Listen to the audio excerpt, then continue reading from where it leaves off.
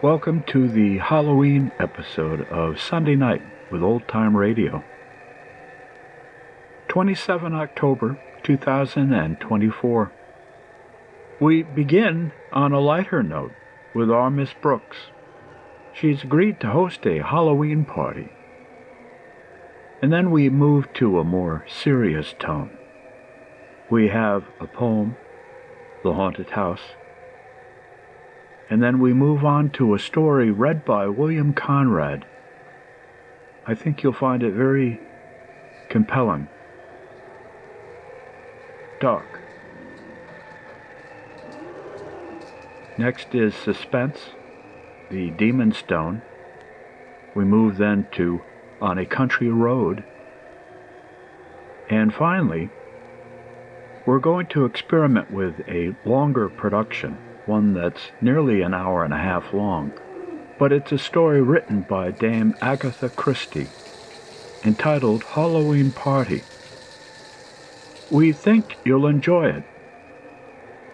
So maybe get some mulled cider or hot chocolate, something stronger, and enjoy the 2024 Halloween broadcast of Sunday Night with Old Time Radio. Let's begin. Colgate Dental Cream to clean your breath while you clean your teeth and help stop tooth decay, and Luster Cream Shampoo for soft, glamorous, caressable hair bring you Our Miss Brooks, starring Eve Arden.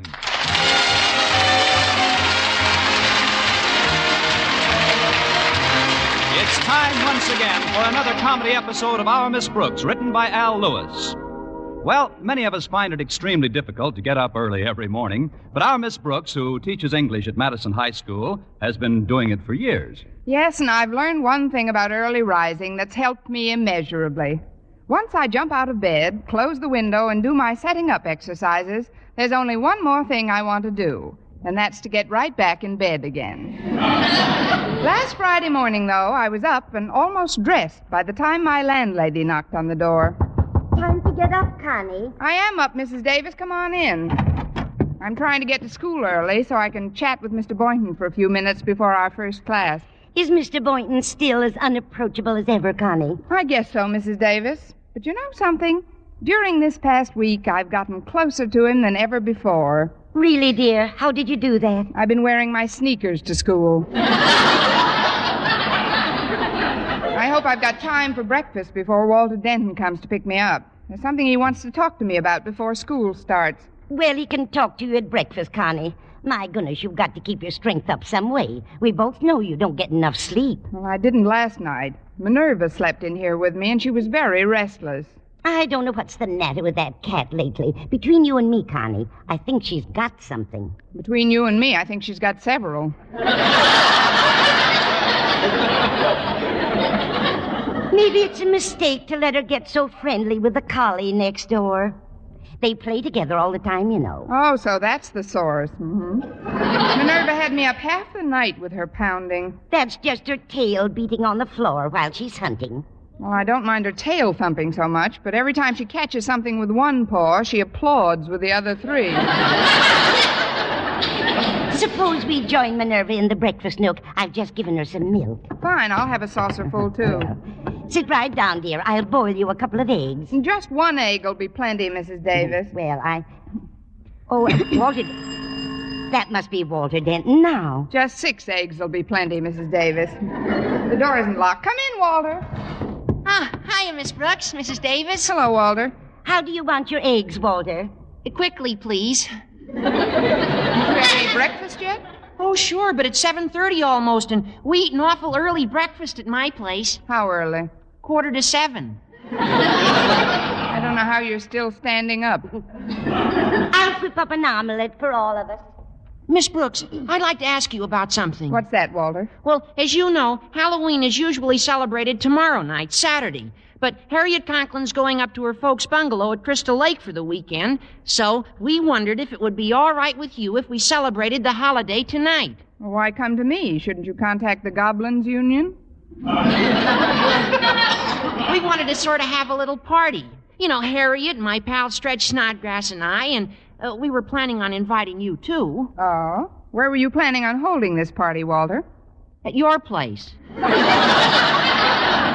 nice of you to invite me along. But I'm afraid we couldn't have any Halloween parties here, Walter. After all, I don't own this cottage. I just rent a room for Mrs. Davis. Oh, we've already got her permission. She's going to the movies tonight. Harriet asked her on the phone yesterday. It's just up to you, Miss Brooks. Well, I'm afraid I'm not interested in Halloween parties, Walter. I've got quite a bit of work to catch up on, and tonight looks like an ideal time to do it. Sorry, but you'll have to hold your party someplace else. Gee, Miss Brooks, Harriet and Stretch will be awfully disappointed. And so will Mr. Boynton. Mr. Boynton? Yeah. I was talking to him yesterday, and he was saying what swell fun he always thought Halloween was when he was a kid. And then we invited him to the party, too. And he accepted. And now there's no place to have the party. What's wrong with having the party right here?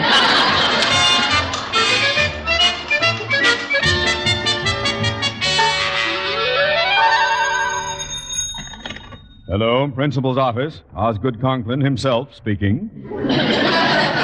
Hello, Osgood. It's me, Martha. We've been married 18 years, woman. I know your name. Please, dear. Do try not to be so testy. Do you realize that you left home this morning without even saying goodbye? Well, that's easily remedied. Goodbye. Wait, Osgood.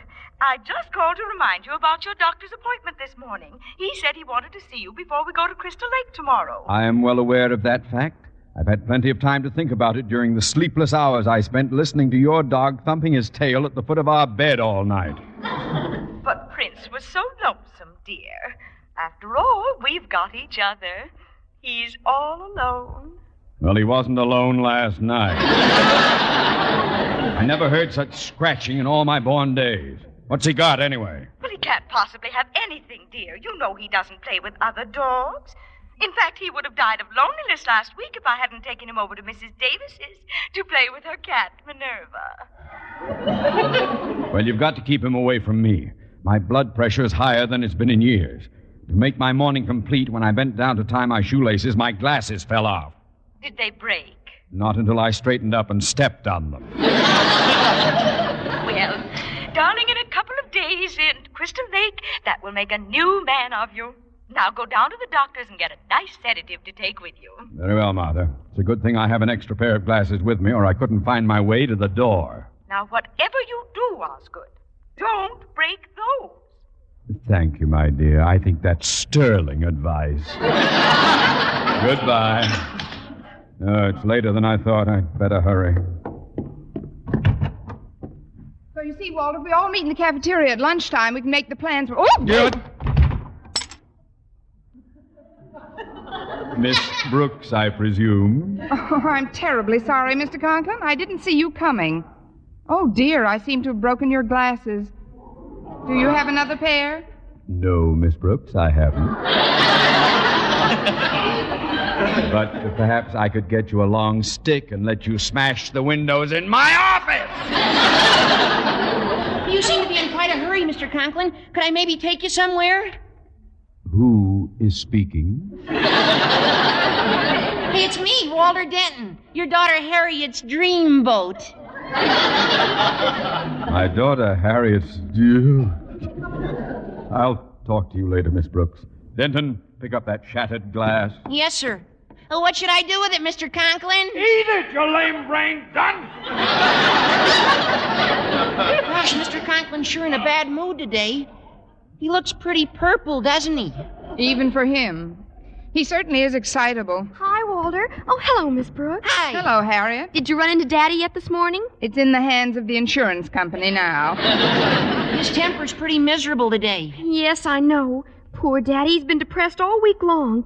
I don't know what it is. We all try to please him. What he needs is some recreation and diversion. Say, I have an idea. What is it, Miss Brooks? Well, instead of my place tonight, why don't we have our Halloween party at your house, Harriet? That way we could surprise your father and cheer him up a little bit. Wonderful. Miss Brooks, you've done it again.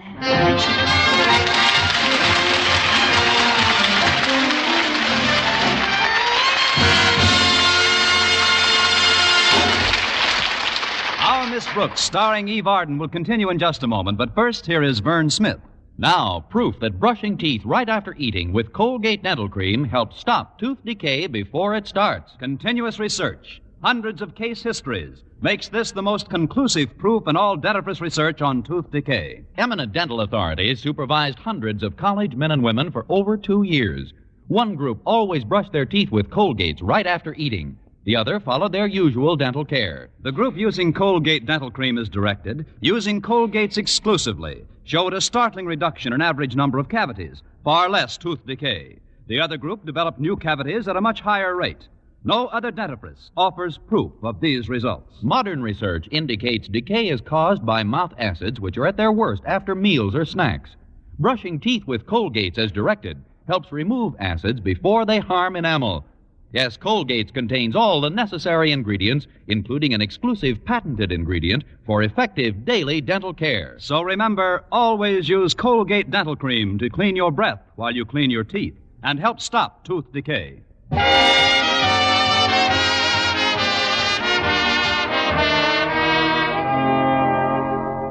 Anxious as I was to get back into Mr. Conklin's good graces, I determined to make the Halloween party Friday night a roaring success. I had asked the kids to meet me in the school cafeteria at lunchtime, and the first one to show up was Madison's star athlete, Stretch Snodgrass. Although a whiz on the football field, Stretch's outstanding scholastic achievement occurred during a test last week when he spelled his name correctly. I was having a cup of coffee when he approached my table.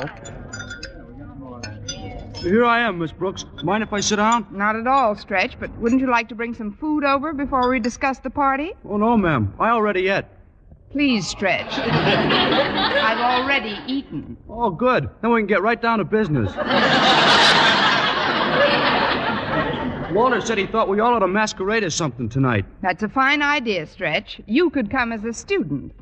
I got my outfit all set, Miss Brooks. I got some chaps home and spurs and 2 6-shooters that shoot real blanks. I'm coming as Hopalong Cassidy.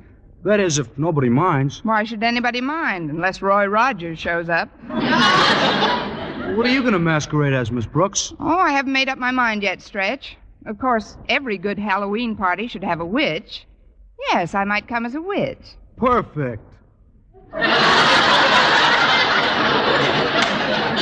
Don't sound so enthusiastic. It's pretty short notice to get a costume made, and I may not... Why go to all that trouble? Why don't you just wear what you got on? Big as he is, I'll have to slug him. Now, look, Stretch, Hiya, Miss Brooks. Stretch. Well, things are sure shaping up. Look at these swell noisemakers I bought this morning. When did you find time to get all this junk, Walter? I sneaked out of one of my morning classes. Walter, you didn't. Well, it was important, Miss Brooks. Besides, there's no harm done. Nobody even noticed I was gone. That's what I like, a nice, observant teacher. Oh, it wasn't the teacher's fault. You were facing the blackboard at the time. Hey, look at this horn. It's got a siren in the mouthpiece. Listen. Please, Walter, you're in the cafeteria. So what? One more blast like that, the beef stew will pull over to the right. Now tell me, how are you going to the masquerade? I got a terrific idea, Miss Brooks. I'm just going to put on an old sheet. Do you think Mr. Conklin will get a kick out of me as a ghost? If he thought it was on the level, it would add 10 years to his life. What are you coming as, Miss Brooks? Oh, I haven't quite decided yet. Any suggestions? Oh, just one. I don't want you to think I'm being fresh or anything, but, well, this is going to be a Halloween party, and, well, I'd be glad to furnish you with a broom. I guess I'm a natural for it. Look who's coming over. Oh, it's Mr. Boynton. Hello, Mr. Boynton. Hello, Walter. Hello, Mr. Boynton. Hello, Stretch. Hello, Miss Brooks. Hello, Mr. Boynton. Goodbye, Walter. Goodbye, Stretch. We ain't going nowhere. Stretch. Don't you know the old expression, two's company, three's a crowd? Well, sure I do. But there's 4 of us. Come on, Stretch. We gotta help Harriet figure out a costume for tonight. See you later, folks. Yeah, see you later, folks. Oh, so long, boys.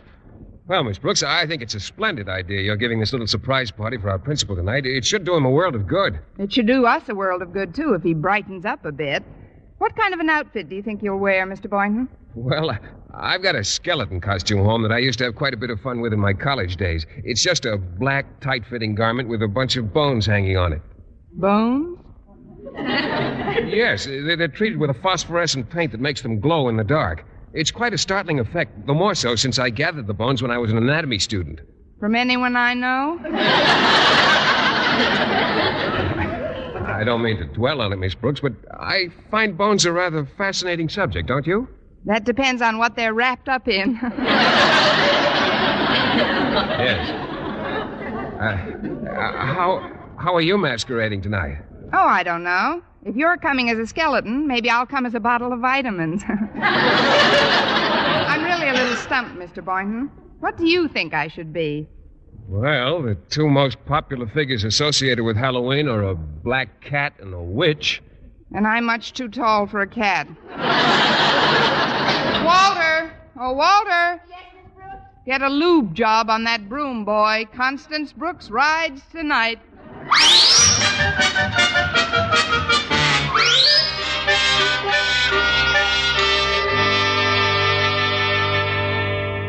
I'm glad we're going away in the morning, Martha. Dr. Benson told me I'm very close to the breaking point.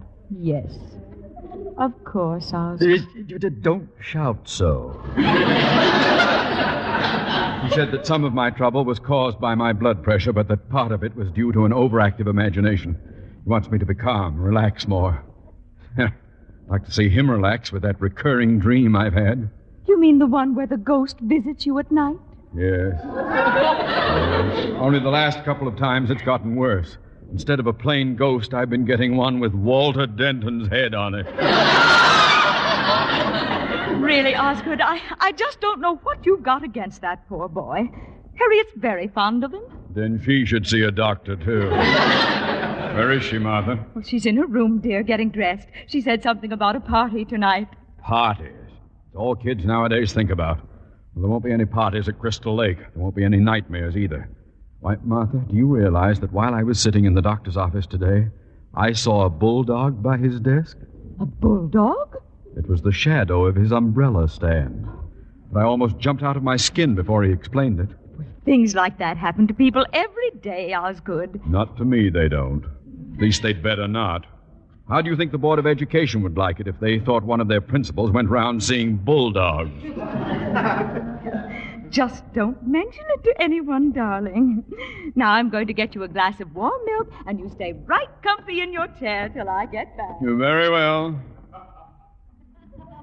Yes. That thing looked like a bulldog. Martha's right, though. I'd better not mention it to a soul. Now, who in the world can that be? Coming! Good evening, Mr. Conklin. May I come in? There's no tactful way I can refuse you admission. Come in, Miss Brooks. Have the others arrived yet? Others? What others? You'll see when they get here. Is Harriet at home? Yes, she's putting on her party dress. Oh, then you know about it. It should do you a lot of good, Mr. Conklin. There's nothing like a house full of people to get your mind off yourself. A house full of... Miss Brooks, is this party to be given in this house? Of course. I see.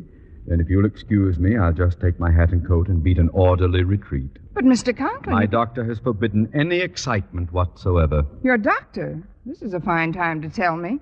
I mean, I didn't know you were in such bad shape, Mr. Conklin. I am on the verge of a nervous collapse, Miss Brooks. But I don't want to spoil everybody's fun. I'll just leave quietly. Leave? But, Mr. Conklin, where'll you go? What's the difference where I go? I'll just wander around the park like a homeless gypsy. You can't do that. You wouldn't look good in earrings. I mean, you're not a well man, Mr. Conklin. Look, Mrs. Davis is going to the movies tonight. Now, why don't you let me drive you over to our place until I can eliminate the horde of guests who are coming here?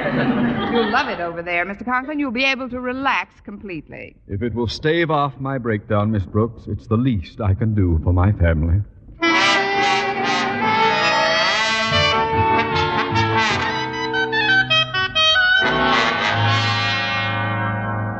Miss Brooks left right after dinner, Mr. Boynton. I guess she forgot to buy a few items for the party tonight. I'm sure she'll be right back. Fine. Swell. This way our surprise will work out even better. Surprise? Yes, ma'am. We thought we'd try out some of our Halloween tricks on Miss Brooks before we go over to Mr. Conklin's house. That's a wonderful idea.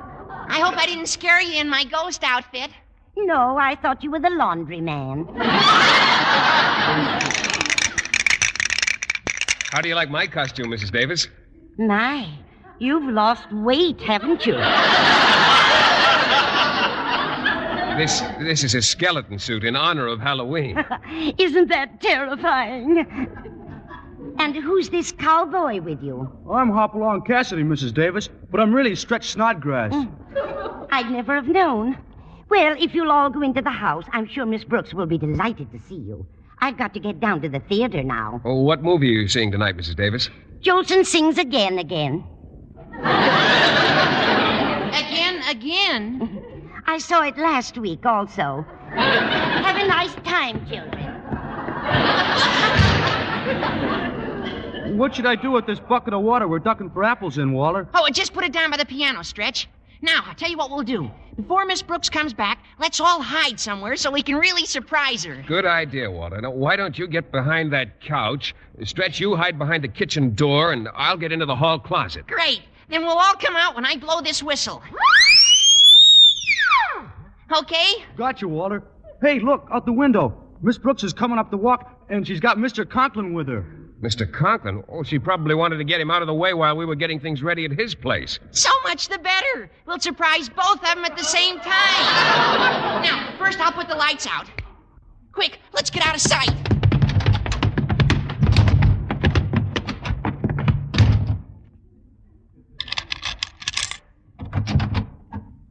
Well, here we are, Mr. Conklin. I guess Mrs. Davis has left for the movies. The lights are all out.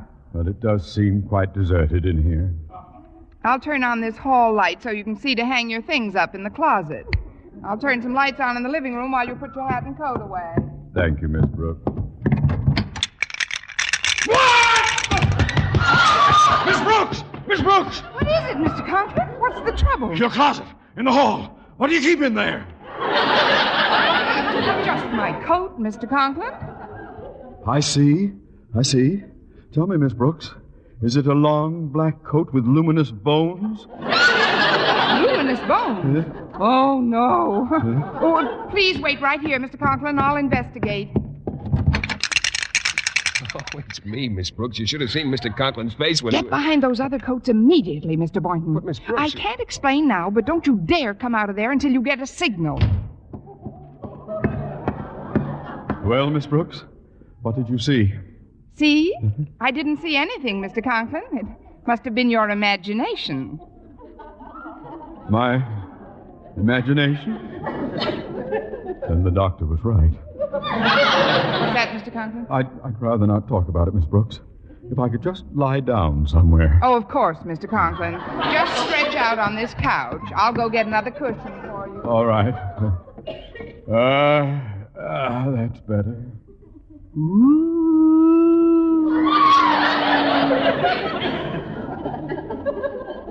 I must be quite a sick man.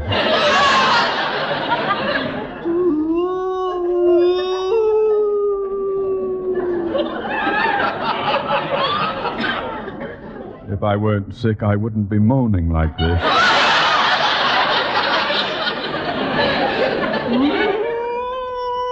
On the other hand, it's better than trying... What am I saying? I'm not the one who's moaning. I've returned. I've come back. Who's that? Where are you? Look behind you. Behind the couch. Behind the... Mr. Conklin, are you all right? What happened? Miss Brooks, how long have I been asleep? Asleep? Yeah. You just hit the couch, Mr. Conklin. Which reminds me, maybe you'd better see a good psychiatrist. This screaming of yours can lead to something dangerous. Just do me a favor, Miss Brooks. Look behind that couch. Certainly, sir, if it'll make you feel any better. But I assure you there's absolutely nothing behind this couch. I'm sorry if I startled you, Mr. Conklin, but my cat Minerva's back here. With a sheet? She was making her bed.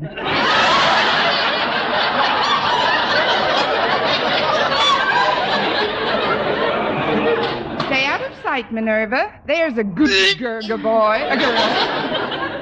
If you don't mind, Miss Brooks, I'd like to take a couple of pills my doctor prescribed. May I have some water, please? Certainly, sir. If you've got an extra pill or two, I'll be happy to join you. Just sit right here, Miss Conklin. I'll go into the kitchen and get some water. No, on second thought, you'd better come with me. I don't want you to get nervous again. Yes, I think you're right, Miss Brooks.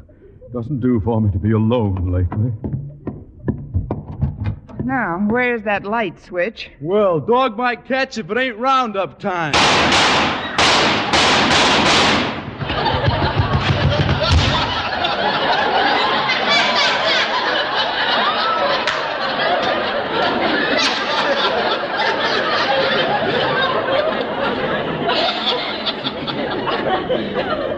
What was that? What was what?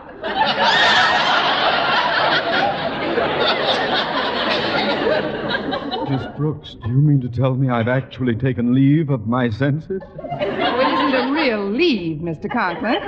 You're just on a weekend pass. Oh, lots of people get temporary hallucinations. Maybe we'd better go back to your house. Yes, at a time like this, I suppose I should be near my loved one.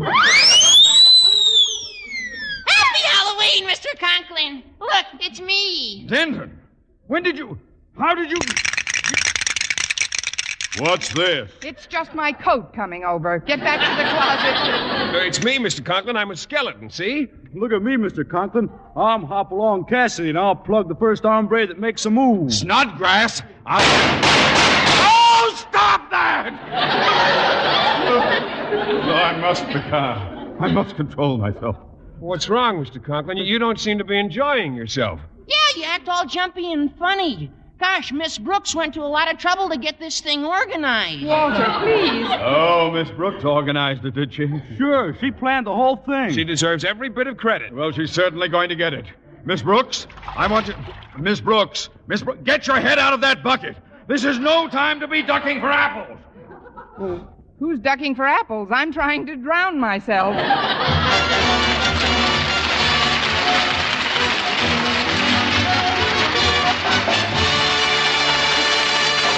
Eve Arden as our Miss Brooks returns in just a moment, but first...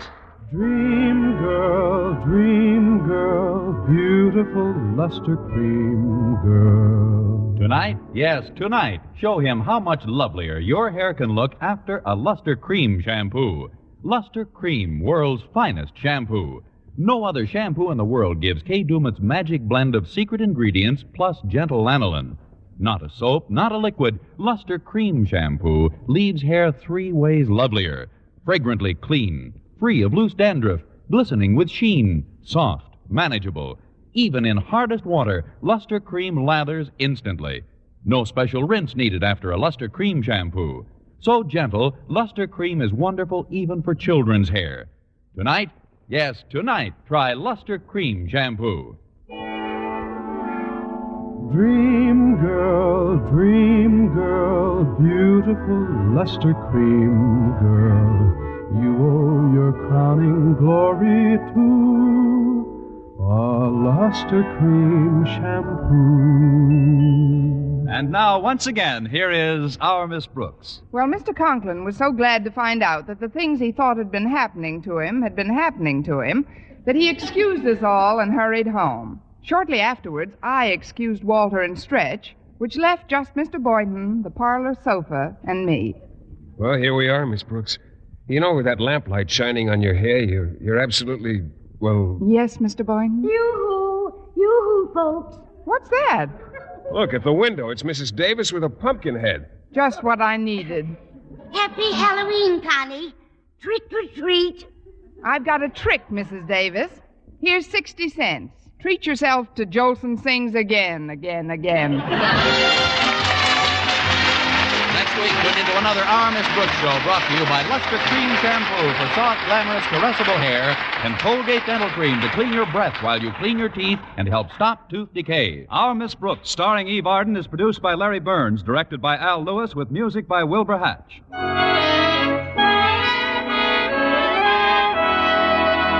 Men, here is actual, factual proof of more comfortable, actually smoother shaves by using Palmolive Lather Shaving Cream. 1,251 men tried the Palmolive Lather way to shave, described on the tube. And no matter how they had shaved before, 3 out of 4 got more comfortable, actually smoother shaves.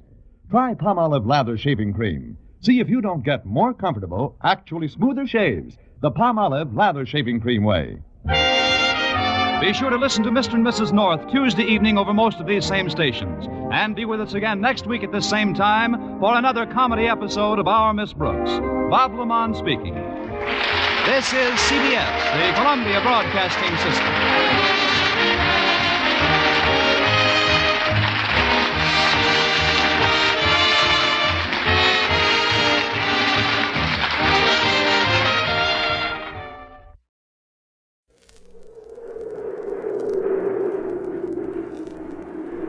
The Haunted House. Not a window was broken, and the paint wasn't peeling.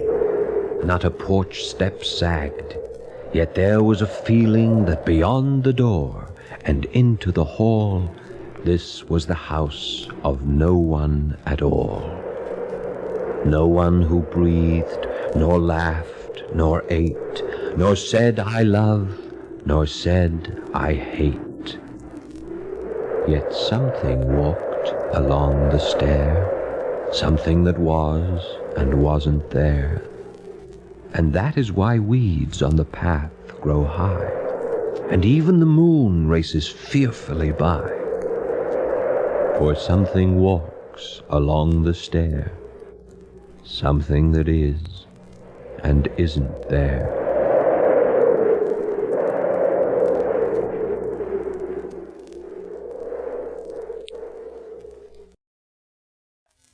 The Secret Commonwealth. In North Wales, there is a cave that is said to reach from its entrance on the hillside, under the Morta, the Cieriog, and 1,000 other streams, under many a league of mountain, marsh, and moor, all the way to Kirk Castle. And it is also said that whoever goes within 5 paces of its mouth will be drawn into it by the fairies and lost. All around, the grass grows thick and rank. Even animals fear the spot. A fox, with a pack of hounds in full cry at his tail, once turned round short on approaching it, his hair all bristled and fretted like frostwork with terror, and ran into the middle of the pack, as if anything earthly, even unearthly death, was an escape from what was waiting in the cave. And the hounds in pursuit of this fox would not touch him, on account of the smell and gleam that stuck to his coat.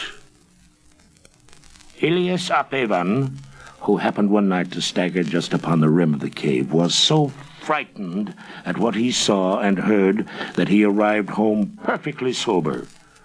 The only interval of sobriety, morning, noon, or night, that Elias had been afflicted with for upwards of 20 years. Nor ever after that experience could he get tipsy. Drink he never so faithfully to that end. But one misty Halloween, Iolo ap Hugh, the fiddler, decided to solve the mysteries of the cave. Now he provided himself with an immense quantity of bread and cheese and 7 pounds of candles, and ventured in. He never returned. Long afterwards, at the twilight of another Halloween, an old shepherd was passing close to the place when he heard a faint burst of melody dancing up and down the rocks above the cave. As he listened, the music gradually molded itself into something like a tune, though it was a tune I had never heard before, And then there appeared at the mouth of the cave a figure well known to me by remembrance. It was dimly visible, but it was Iolo Apu. I could see that at once.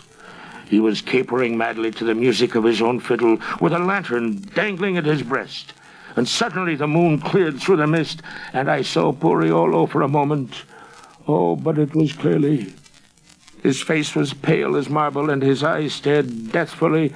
His head dangled loose and unjointed on his shoulders. His arms seemed to keep his fiddle stuck in motion without his will. I saw him for that instant at the mouth of the cave, and then, still capering and fiddling, he vanished like a shadow from my sight. But he slipped into the cave in a manner quite different from the step of a living and willing man. He was dragged inwards like the smoke up the chimney or the mist at sunrise. Poor Iolo. Years passed. All hopes and sorrows for him had not only lost their hurt, but were never forgotten.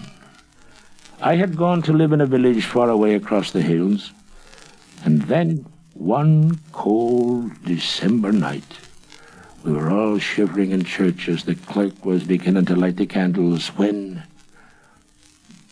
music started suddenly from beneath the aisle, and then it passed faintly along to the end of the church and died away until I could not tell it from the wind that was careering and wailing all about us. But I knew the tune. I knew it. The parson took down the tune from the shepherd's whistling, and here it is.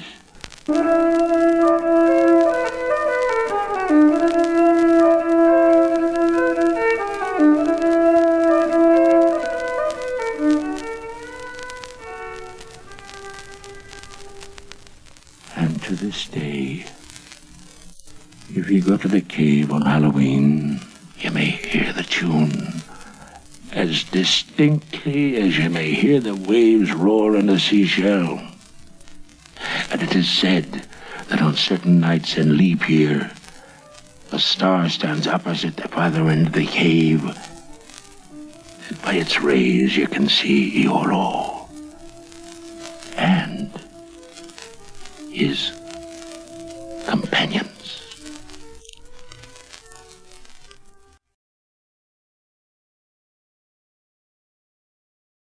And now, a tale well calculated to keep you in suspense. In a moment, Act One of Devilstone, starring Christopher Carey and Neil Fitzgerald, and written especially for suspense by Jonathan Bundy. This portion of suspense is brought to you by the makers of Parliament cigarettes. Listen, more and more people are smoking to this tune every day. Parliament gives you extra margin. Parliament gives you extra margin. The filter's recessed and made to stay neat and clean. Quarter-inch away, Parliament gives you extra margin. Parliament gives you extra margin. You're smoking neat, you're smoking clean with Parliament today.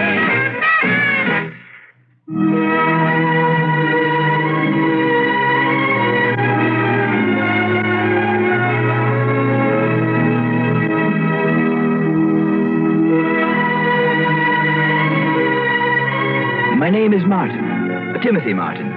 I live here in Dublin, and very nicely too, thanks to a considerable inheritance and sale of the family estate in County Kilkenny, which bought a very good price. I have a comfortable cottage, a faithful manservant by the name of Evetts, and everything else I need to live an easy, contented life, and without the need of applying myself to any sort of labor. Even my financial matters are no bother to me. They're handled by a penny-pinching old solicitor by the name of Ian Carney. And mine was a contented life. Until, that is. Until a long-forgotten uncle died and left me some property he'd owned but never lived on up in County Fermanagh near Inniskillen. A place known as Devilstone. And then... But let me digress for a moment. I should say, let me seem to digress for a moment. And remember this, please. For it may have much to do with the strange, terrifying tale I'm about to tell you. Deep under St. Michan's Church, here in Dublin, is a crypt. It possesses most amazing properties. In it lie scores of bodies in a state of perfect preservation, albeit they are hundreds of years old. The old ones used to say it's due to some wondrous form of black magic. But modern science, modern chemistry, has exploded that ancient belief, has shown that certain gases generated by the unusual composition of the dark, dank earth in which the crypt is located, those gases have produced this amazing phenomenon. Very well. Now, a few days ago, I called Mr. Carney, my solicitor, on the telephone. I've been hoping you'd call me, Timothy. I wish to speak with you about that house and property in County Fermanagh that your uncle left you. Well, I've certainly no desire to move away from Dublin, Mr. Carney, so I've decided to rent out the old place. Rent it out? And why not, sir? You really think you can? Well, I'm quite certain I can. I doubt it. Well, as a matter of fact, an American couple by the name of Stoker left here only yesterday for a look at it. I see. I expect they'll be back here a moment now to agree to lease it for the summer. Timothy, you, showed them the pictures and description of the place? Yesterday morning. They were so intrigued by them, they were all for signing a lease then and there. You'd better to have taken their money and let them do it, my boy. Oh? Aye. I'm sure I don't see why. Well, surely they're entitled to look at the place over before they take it. After all, Mr. Carney, never having been there myself, there wasn't too much I could tell them about Devilstone. Exactly as it should be, Timothy. Well, I'm afraid I don't understand you, sir. I mean that now, my boy. You will never rent it to them. Nor to anyone else who goes there. Why not? Now, why'd you say that, Mr. Carney? Well? You don't know? Well, of course I don't know. Then perhaps your tenants, I should say erstwhile prospective tenants, will tell you. If you ever see them again. Now, what do you mean by... Oh, excuse me a moment, Mr. Carney. Yes, what is it, Evans? I beg your pardon, sir, but there's a Mr. Stoker here to see you. Stoker? Yes, sir. And if I may say so, he appears to be quite excited about something, rather angry. Hello? Shall I tell him you're busy and suggest he see you another time? Timothy? Yes? No, Evans. Have him come in, please. Very good, sir. Hello, Timothy. Oh, sorry, Mr. Carney, but I've someone here to see me. No, about Devilstone, Timothy. I think I'd better call you back. Very well, if you like. But there is something about Devilstone, its history, that you might not be cognizant of. All right, well, I'll get back to you shortly. Timothy! Goodbye, sir. Well, at least you didn't try to skip out on me. Oh, Mr. Stoker, how are you? Nice to see you again. Oh, it is, eh? Did you and your wife get over to look at Devilstone as you'd planned? We certainly did. And by heaven, Martin, if this is your idea of some practical joke... My what? Sending me alone to that ungodly place would have been bad enough. But my wife... Martin, you ought to be horsewhipped. No, wait, please. I'll have you know that as a result of your having let her go there, you and your twisted sense of humor... What? What is the matter with you, anyway? The poor woman nearly went out of her mind. Mr. Stoker, She still hasn't recovered from it. Sure, I got her back to Dublin all right. But the doctor has ordered her to bed. Had to give her strong sedatives. Now, I warn you, young man, if she doesn't recover completely... just a minute, Mr. Stoker. Oh, don't bother, Martin. The less you say, the less I have to see of you from here on out, the better. Here are the keys to that place. Now, look here, Mr... Goodbye, Martin. If I ever see you again, it will be in a court of law. Believe me, Mr. Stoker, I don't know what you're talking about. What are you so upset about? Oh, you don't, eh? Do you mean to say there's something wrong with Devilstone? And do you mean to say that you, the owner of it, don't know? You don't know what, sir? You don't know that ungodly place is haunted? What?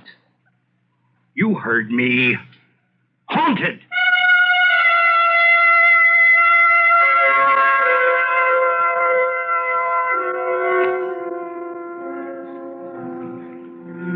Could I possibly have heard right, sir? Haunted.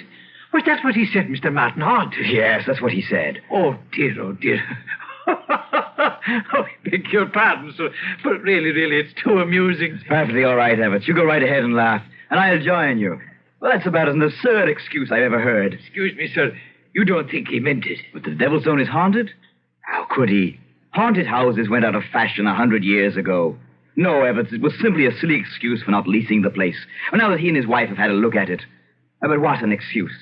Or does he think that we Irish are nothing but a lot of stupid, superstitious idiots? Quite right, sir. What? I mean, of course not, sir. Well, anyhow, it's completely ridiculous. So we'll simply forget it. Forget about the Stokers. Place an advertisement in the papers and find ourselves some other tenants. Yes, sir. Maybe we'd best reduce the rate on it a bit. Perhaps that's what scared them off. Now, that could be, sir. Or who knows? And perhaps Devilstone isn't in as good condition as we've been led to believe. But can you imagine anyone coming up with an excuse so patently absurd, so completely asinine, and so utterly foolish, and expecting us to believe him, to take him seriously? Yes? What is it, sir? Everts, the truth now. Yes? Do you believe? Do you think? Possibly. Oh, no. No, of course not. It couldn't be. And yet, could that have been what Mr. Carney was talking about? Or at least implying? Mr. Carney, the solicitor? Yes. But Mr. Carney seems to be a man of good sense. He was so definite about it, though. When he told me I should have let them do what they wanted after they saw the pictures, sign a lease immediately. Before they even saw Devilstone? Yes. They would have, you know. They would have signed and paid a couple of months' rent, and Mr. Carney said I was wrong in not letting them do it, in not getting what I could, and immediately. Would it have been completely ethical now? You mean if something is wrong with the place? But haunted, sir. No, of course not. Ridiculous. Oh, of course. And yet, well, there's one way to find out. Yes. Shall I put in a call to Mr. Carney? No. By doing that, I'd be admitting that I might believe in such ridiculous possibility. No, Everts. You and I will drive up to Devilstone and we'll investigate ourselves. Capital, sir. A splendid idea. You like it, eh? Well, never having seen the place either of us, and after Mr. Stoker's reaction to it, it might be quite exciting, sir. Let's see now. If we leave right away, we should be able to reach Devilstone by nightfall. Yes, sir. So fetch the car and a couple of flashlights, too. Very good, sir. And perhaps I'd better take along a pistol, just in case. And of course... What, sir? Well, to conduct our investigation in the ghostly place in style, we'll take along one of the dogs with us. Say, Red Kim of Hellscote. An excellent idea, sir. Now, let's get underway. Yes, sir.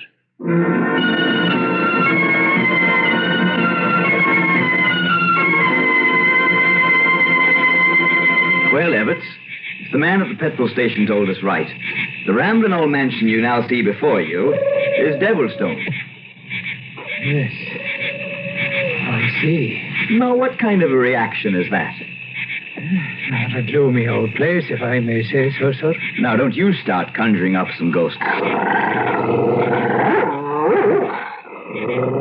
Even Kim apparently finds nothing particularly friendly about it.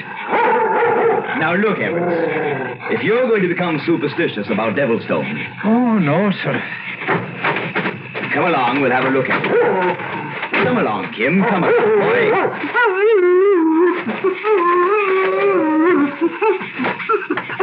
Now, let me see if I can unlock this door. Yes, sir, here. I'll hold the flash on it for you. Good. I believe this is the key.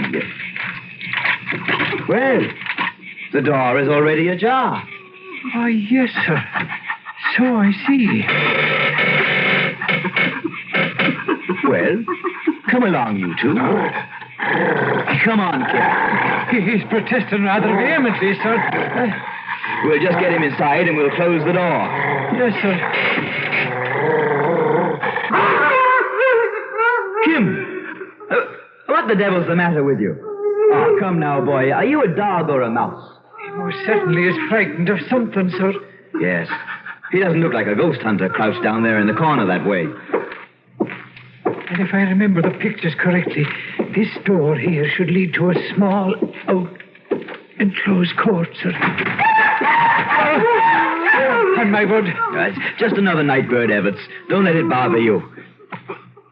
Now, do you mind telling me why did you do that? I beg your pardon. What? Why, you're still over there at the door. And yet, I distinctly felt something or someone bump against my shoulder. And I thought someone walked on past me. Look here, Mr. Martin. Yes? What is it? In the mud, out there in the court. Shine your light on it, sir, where mine is. Why, yes. Footprints. Big ones. And fresh. And do you see, more of them are being made even as we look at them. No.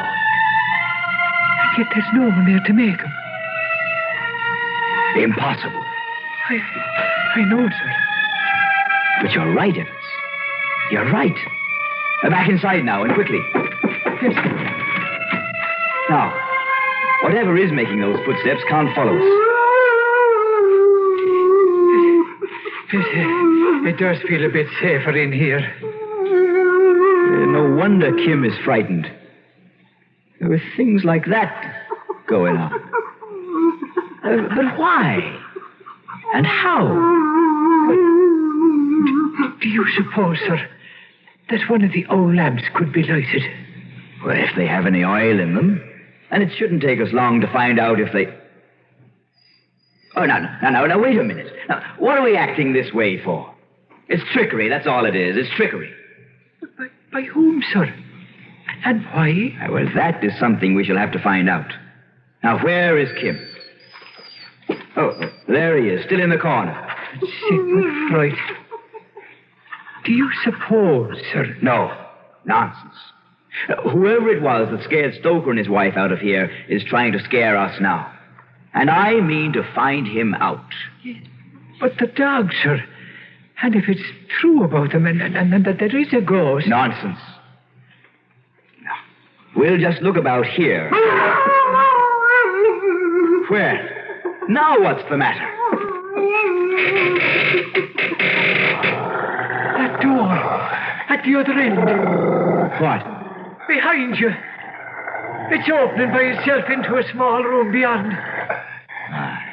Good. Then we shall start our investigation in that room. Well, are you coming? Yes, sir. Oh, clumsy. Now you dropped your flashlight.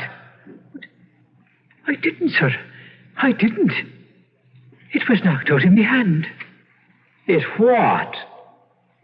Honest it was, sir. I swear it, sir.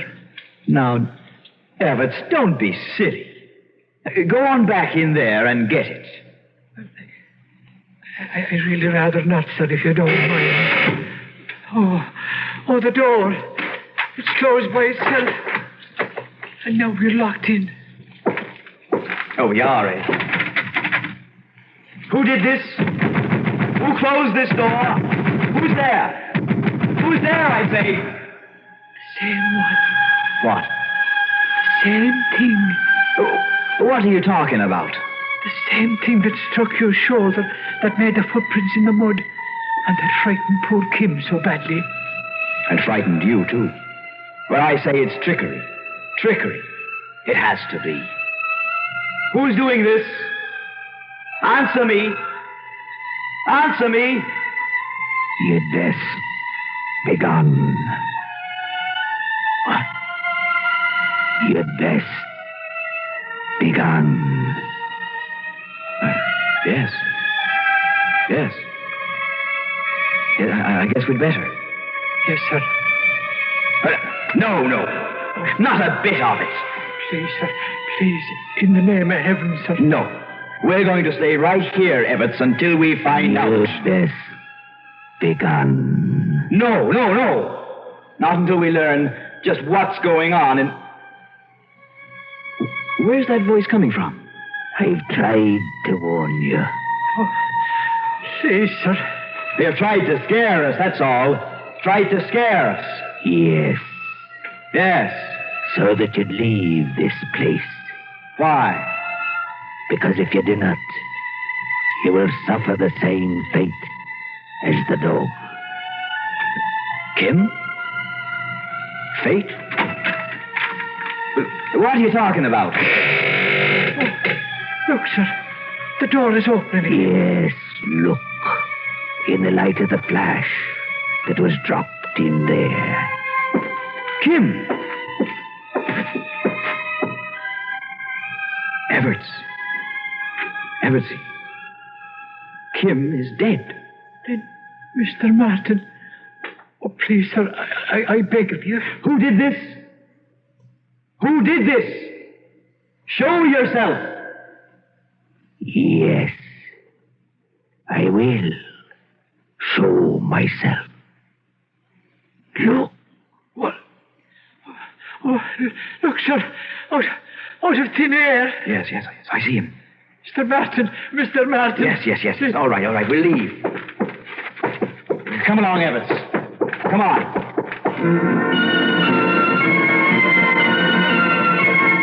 Yes, Mr. Carney. I thought at first it was trickery or perhaps some kind of joint hallucination by Everts and myself, induced perhaps by the gloomy atmosphere of the old house and whatever it was that Stoker had said about his wife and her being so terrified. No, my boy. But when it actually happened, that he actually appeared there before us out of thin air, this misty, tenuous, impalpable figure, and then when we found there wasn't so much as a little mark on Kim, the dog, who up to that moment had been as healthy as I.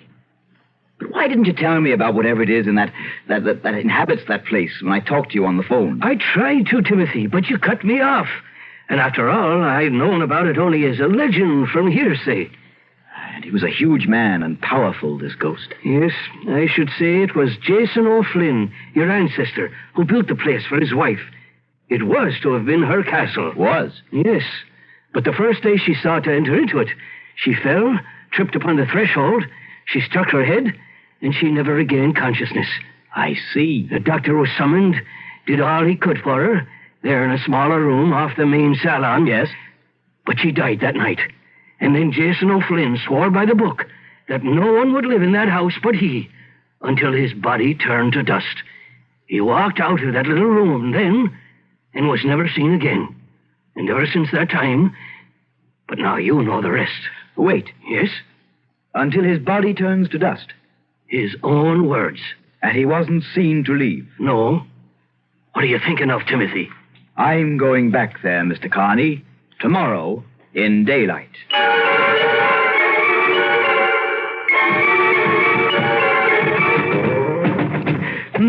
I just don't get it. I certainly found no signs of hollow walls or hidden panels on the floors above, sir. And yet, Everts, somewhere close to that small room. Don't you think it's best we simply leave the place and... No. No one but he. What? Until his body turned to dust. What, sir? And although there must have been other people about, he wasn't seen to leave. And to me, Everts, that means only one thing. Somewhere in this house lies the key to this mystery.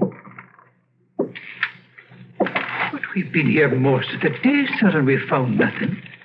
And it's getting on towards dusk. I know. But until I find some... Oh, sorry, sir. Let me help you. The old rug was so badly wrinkled, it's no wonder you tripped. Wait. Everts, listen. A very hollow floor, I should say. Here, help me fold this rug back. Yes, sir. Here now. And look, a sort of trapdoor, and fitted in the floor so tightly. Yes. And this, it looks like a seal around the edge. Why, yes, sir. And a heavy lifting ring. Well, then give me a hand. We'll see if we can raise it. Now. Oh, it's very tight, sir. Yes. But the seal is giving way a little. Put everything you have into it now.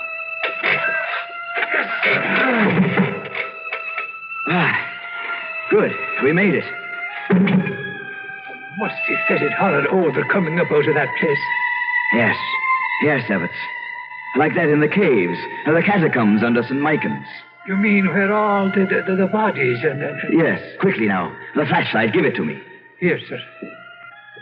Now, look down there on the earthen floor below. Do you see? The wrists are cut. He killed himself.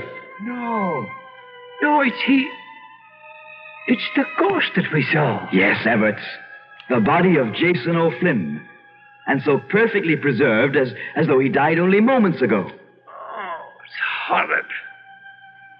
Until his body turned to dust, he said. So we know now that we've found it. So please, sir, let's leave this place. Wait, Everts. Wait. Do you see? Now the fresh air has reached it. Oh, good Lord. Yes. The color is leaving the cheeks. The pallor of death is taking its place. And yes, now, at long last, the body will turn to dust. No longer will Jason O'Flynn walk the night. Requiescat in Pace.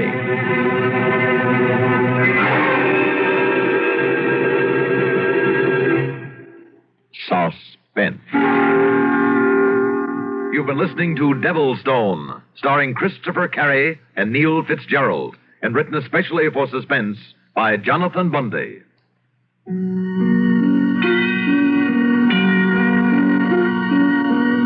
Suspense is produced and directed by Fred Hendrickson. Heard in tonight's story were Gilbert Mack, Walter Grisey, Reynold Osborne, and Frank Milano. Music supervision by Ethel Huber. Sound patterns by Walter Otto. Technical direction by Fred Cusick. Associate Director, Bernie Seabrooks.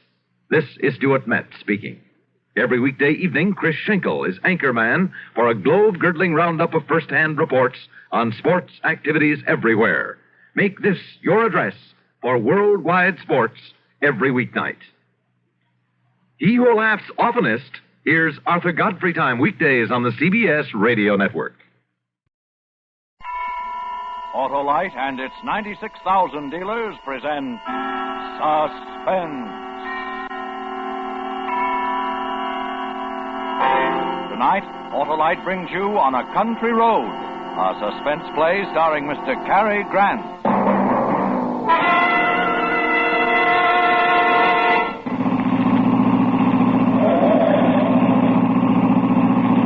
Relax, David. There's no hurry to get home. Who can relax in this mess of traffic? There must be a wreck or something up ahead. This keeps up, we'll get caught in the rain. Yeah, looks like a big storm building up, too. Hey, remember that shortcut? Which one? Well, the little tarred road that goes across through Center Marches and comes out on the other highway. One we took last summer? Yeah, I'll turn off there and duck this pile up. I'd like to get as far as possible before that storm hits. Oh, why don't you pull out your hand? David, don't get mad. Well, he cut right in front of me trying to turn into that gas station. Maybe he needed gas. Oh. Turn on the radio, huh? Oh, there. This afternoon issues Sounds like warnings to all residents of Long Island to be on the Turn it lookout up, for Dan. Nellie Goller, a middle-aged woman described as dangerous and insane.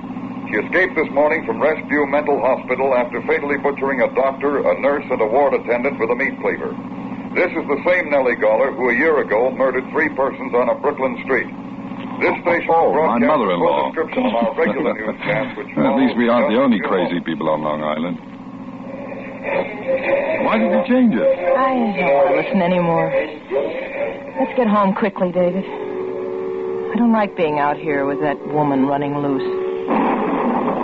Uh-oh. Here's the storm. Roll up the windows. In just a moment, Mr. Cary Grant in the first act of On a Country Road. Amazing, Wilcox, amazing. What's so amazing, Senator? Your victory in the election. My candidate's victory, Senator, the famous Autolite Stay Full battery, the battery that needs water only 3 times a year in normal car use.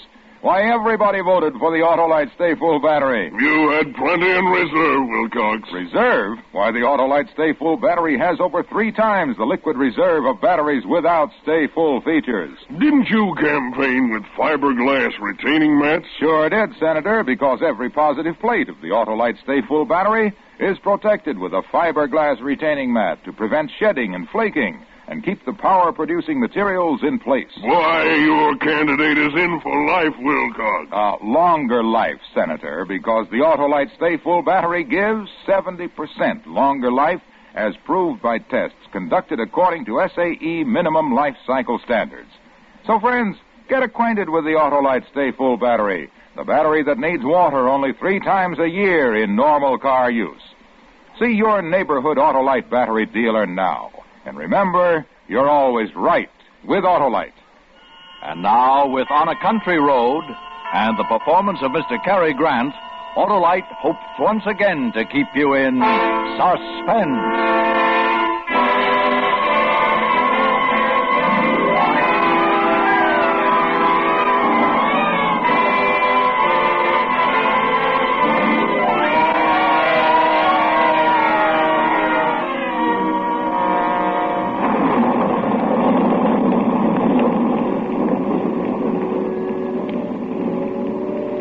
Why don't they put her to sleep instead of just locking her up where she can escape and kill more people?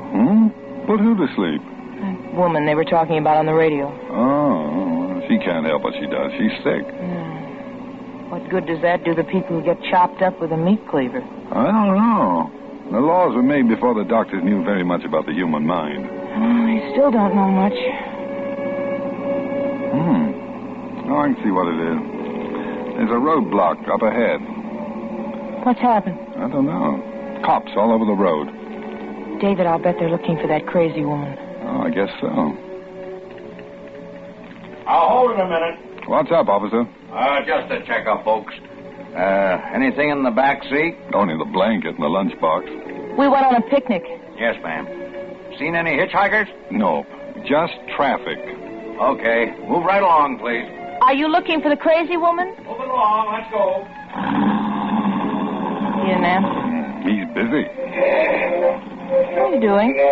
All residents and motorists on Long Island are warned to be on the alert for the escaped insane woman who is somewhere on the island. She is described as tall, broad-shouldered, gray-haired, and rather heavy. She may still be armed with the cleaver. 100 men are searching the area, and they're prepared to shoot on sight.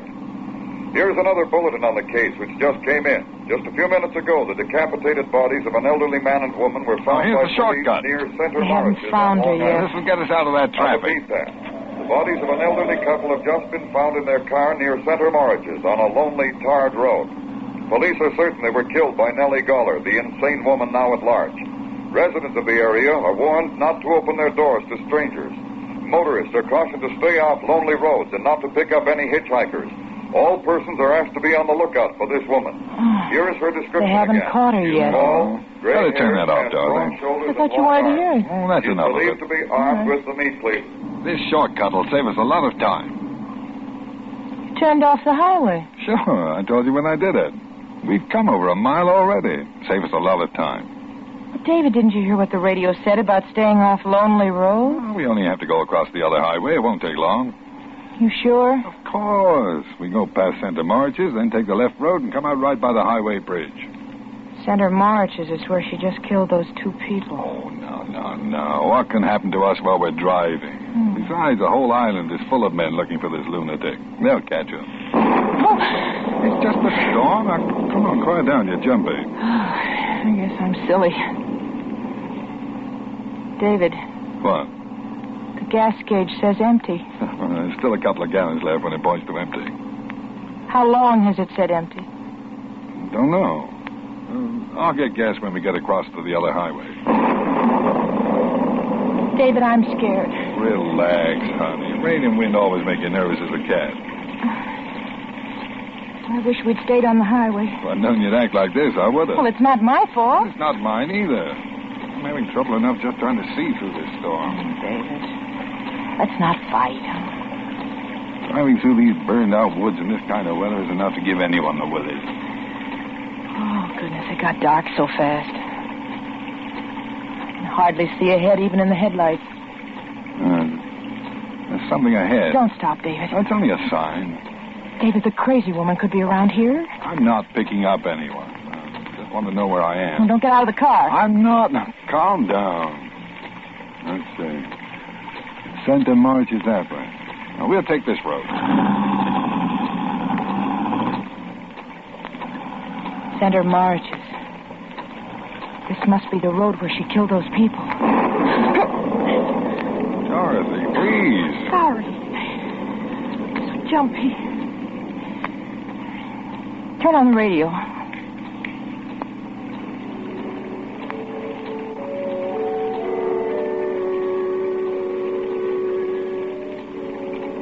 Oh, this is a desolate place. We haven't even passed a house yet. Miles of woods on both sides of it. It's so dark we couldn't have seen one if it were there. This rain seems to be getting worse. David, I'm just sure this is the road where that woman killed those two people. Oh, now stop that, Dorothy. That's why the police had a roadblock by this road. That crazy woman might be any place in these woods. But not necessarily where we are. Oh. David, what's the matter? Oh, that's fine. What a place to run out of gas. Oh, no! David, you mean we're stuck here? I'm afraid so, for the time being anyway. I'm sorry, dear. That crazy woman is in the woods. She'll kill us. She's nowhere near us. David, quick. Turn off your headlights. Why? Did you hear something? David, I don't know. I don't know, but I'm scared. I guess I should have got gas. Oh, turn off the headlights, please. Why? She'll see us if you don't. We won't see her if I do. Please, David, turn them off. Oh, now listen, Dorothy. Don't let this silly thing get the better of you. Oh, just look at the headlights. Poking into darkness of nothing but wet bushes and trees. Rain falling. Please, David. Oh, all right. There, now they're off. You feel better sitting in the dark?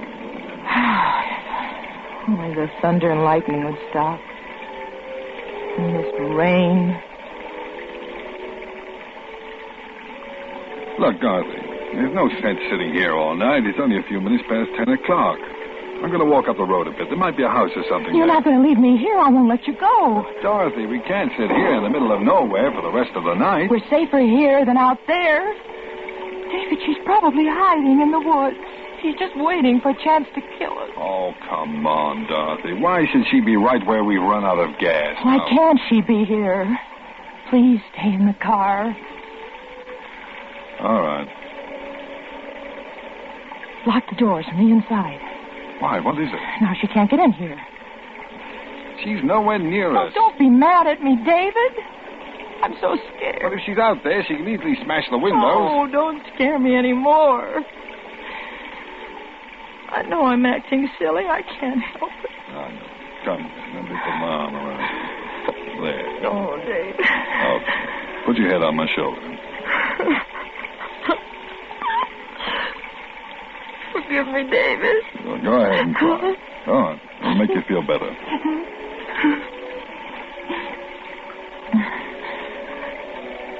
Isn't there some popular music? We're now to search for the escaped insane woman who has killed 5 persons in fleeing from a Long Island mental hospital. Rain and darkness are hampering the search. Over 100 police are combing the wooded area near Center Moriches. It was near there that an elderly couple were butchered on a lonely, tarred road. In making her escape this morning, the mad woman killed a doctor, nurse, and... Let's leave it off for a while, huh? So quiet and lonely here. Wish it were morning. Look, Dorothy, I'll run up the road. There might be a No, house. no, David, please. David. Listen. Did you hear that? What? I don't hear anything. Listen. There it is. No, I can't. It's a dog. A little dog barking. David. Well, I guess it's only a lost dog, or maybe there's a house nearby. Or the crazy one. Oh, David! She's out there! Something hit the back of the car. It's her! Is the door locked on your side? Yes. Well, what if she breaks the windows? She's got a cleaver. In that flash of lightning, I saw somebody. Is it the crazy woman? I can't tell. She's lying on the road. Can you see her? Is she still there? Too dark to see. Have to wait for the lightning. I saw her. She's getting up now. She'll kill us. She'll kill us. Calm down. Please. What is she doing? I don't know. She must have been running. She didn't see the car and ran right into it. She's at the window, right next to you. Oh, my Lord! Look at her. Get away from that window. David, she's trying to get in the car. Look at that face. And her hair. Go away. Let me in. I'm not crazy. The crazy woman is after me. David, don't let her in. Let me in. Never really scare her. Go away. Go away. We've got a gun. We'll shoot. It worked. She's staring at us. I'm warning you. I'll shoot. David, she's coming back. Please, don't leave me out here. Please. That woman will kill me. Please. David, take your pipe. Hold it like a gun. It'll look like a gun. Where is it? In the glove compartment. Here it is. Look! I've got a gun. I'm going to shoot. She's backing away. Keep going before I start shooting. David. She's gone. She disappeared. We can't get out now. All we can do is sit here all night and wait for help. Can you see her? Where'd she go? I don't know. She's out there, though. Probably planning on how to get in this car. David, what are we going to do? She's the one I know. She didn't have a cleaver. She must have dropped it when she ran into the car. Her face is all twisted, her hair hanging down. And she's back there looking for the cleaver now. She'll kill us. She'll kill us. Dorothy, stop it. She'll kill us. David! David!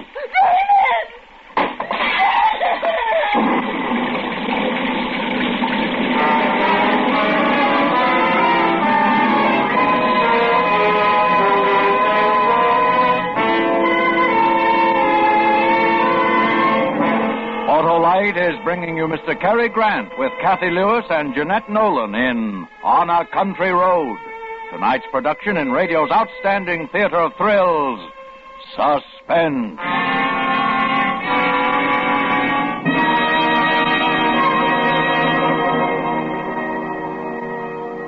Say, Wilcox, what was your platform? Why, the Autolite Stay Full battery. The battery that needs water only 3 times a year in normal car use. Go on, Wilcox. Well, we pointed out that the Autolite Stay Full has over 3 times the liquid reserve of batteries without Stay Full features. Amazing. Ah, but that's not all, Senator, because we pointed out, too, that the Autolite Stay Full gives longer life. 70% longer life, in fact, as proved by tests conducted according to SAE minimum life cycle standards. Then there's fiberglass retaining mats protecting every positive plate to prevent shedding and flaking and to give the Autolite Stay Full scintillating superiority. How is your plurality, Wilcox? Sensational, Senator. We got all but 1 vote. Why, that's positively preposterous. Sure is, Senator, because everybody's heard of the Autolite Stay Full battery, the battery that needs water only 3 times a year in normal car use. So see your neighborhood Autolite battery dealer. And remember, you're always right with Autolite. And now, Autolite brings back to our Hollywood soundstage Mr. Cary Grant in Elliott Lewis's production of On a Country Road, a tale well calculated to keep you in suspense.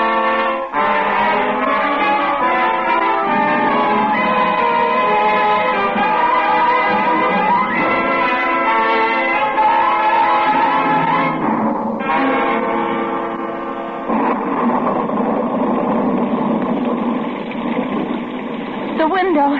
David, she broke the window. Get away from there. Stay out of the car. I'm coming in. I can't stand it. Stay out of the car. I warn you.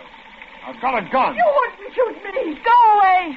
You're crazy. We know all about you. I'm not the crazy woman. Believe me. Let me in. Don't do it, David.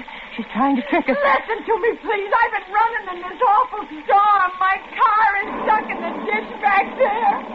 How far back? I don't know. It seems like miles. I heard about the crazy woman on the radio. I was afraid to stay in the car alone. Let me in. No, David. Go back to your own car. No! It's so dark and so lonely in this storm. I locked the doors, but I was afraid I could see things and hear things in the darkness. I couldn't stand it anymore. I got out and I ran. It's the rain. That's why I look like this. I'm not the crazy woman. Dorothy, maybe she isn't a crazy woman. Maybe she's just scared and exhausted. Let me in, please. Let me in. No, David, no. She's the one I know. This crazy woman had a cleaver. I'm not armed. The 3 of us will be safer together. No, she makes sense to me, Dorothy. We would be safer with one more person. Oh, David, I don't know. Let me in, please. I'm wet to the skin. I'm going to unlock the door, Dorothy. David. Oh. All right. Now, get in. Make one move and I'll shoot you. It's good to sit down. All right. Now, there's a blanket on the floor back there. Try and dry yourself off with it. Oh, the darkness, the rain. There's enough to drive me out of my mind. Well, just take it easy, lady. I ran and ran. All I could hear was feet chasing after me, hunting me. Do you live near here? Farther out, near Rescue. I used to live in Brooklyn. Rescue is the mental hospital. I know. I'm used to the crazy people. But not a night in a lonely place like this. Not the kind who kill people. You live at Rescue? No. Just near there. David, we can't sit here not knowing. If we could get to a phone. A phone? Why? To call the police. Get some help. No. Don't do that. Why not? Why don't you want the police? Oh, I do. But you'd be killed. What do you mean? The woman. She'll kill him if he goes away from this car. Oh. There's that dog. You hear it? Somebody's out there. Well, there must be a house up ahead. Maybe it's barking to be let in. No. It senses somebody. There's somebody out there. The crazy woman's creeping around out there. Quick!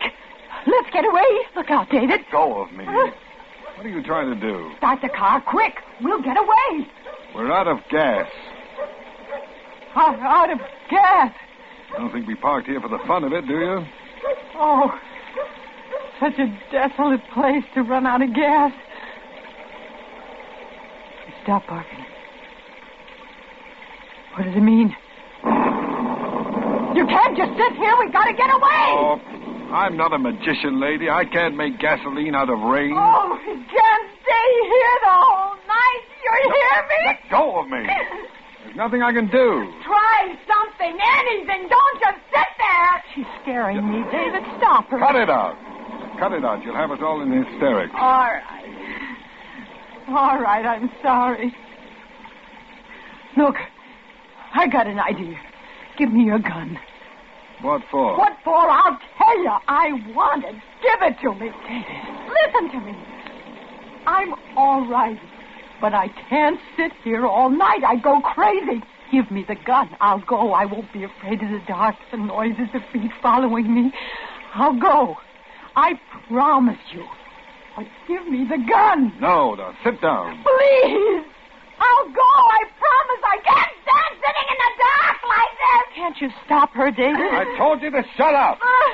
If you don't, you'll have to get out of the car. Not into the woods again. Oh, you're nice people, aren't you? Or do you want me to leave so you can shoot me? Is that it? We're not going to shoot you. We don't have a gun. It's only a pipe. Dorothy. A pipe? A smoking pipe? I'm sorry. Then you're unarmed. I'm sorry, David. That's all right. Why did you tell me you had a gun? What difference would it make to you whether I'm armed or not? I don't know you. Maybe you two are more dangerous than the crazy woman. I'll tell you what I think. I think you're the crazy woman. The way you grabbed David when you wanted him to start the car. Dorothy, stop it. Don't excite her. Don't excite me. Why? Do you think I'm dangerous? An old woman you took into your car, two of you, and you're afraid of me? I'm not afraid of you. Now sit back in the seat and don't try anything. David, the storm is stopping. Maybe now is the time. The time for what? What are you going to do? You two are up to something. Oh, shut up! My wife meant now is the time to go for help. I did not. I meant now is the time for us to escape. David, can't you see it? She's the one. She'll kill us. You little... Oh, stop it. Sit back in that seat. You haven't got a gun. No. But I've got a knife. David! It's my jackknife. But it's sharp and strong, so don't try any tricks. All right. Threaten me. Watch me while that woman is out there. All you can do is sit and wait for her to make the next move. David, she can kill us like that old man and woman. They must have been on this same road. They were in their car, too. They must have let her in. We'll leave then. The three of us will walk. We'll stay close together. We'll be quiet. Anyone hiding in the woods won't hear us. Don't get out of the car, David. Oh, how will we find our way? It's too dark. We'll find our way. Look out there. The road's full of shadows. Get her out of the car, David. She wants to kill us. Kill you. Well, look, if you want to go, why don't you leave? We're going to stay here until some help comes. Oh, I'd be helpless alone if I had a gun or something.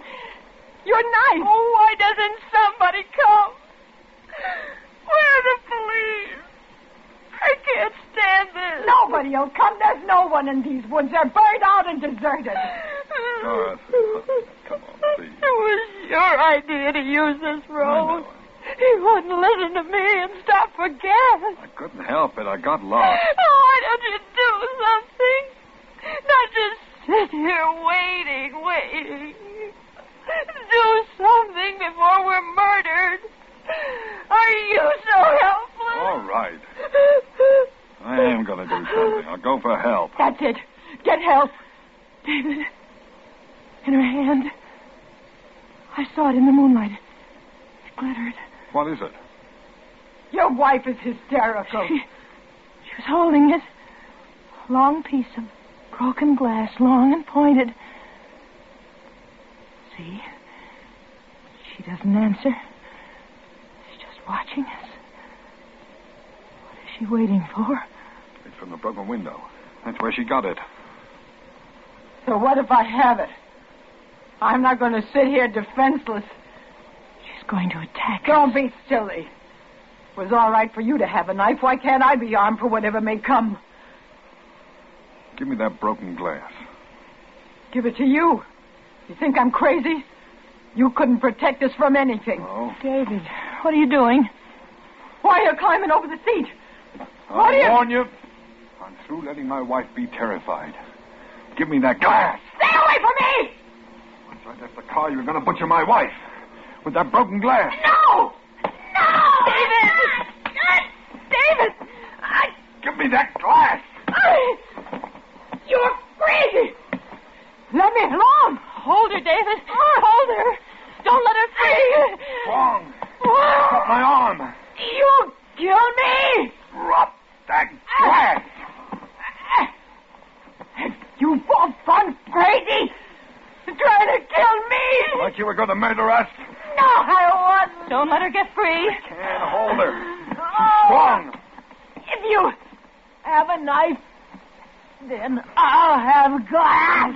David, hold her. Much longer? I'm not crazy. Please believe me. You got my throat. You're choking me. Your knife. David, your knife.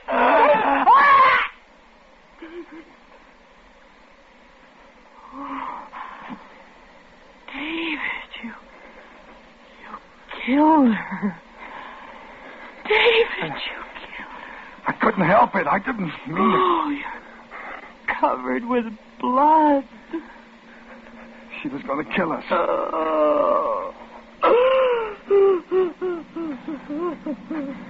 There's some lights. A car is coming. Help's coming.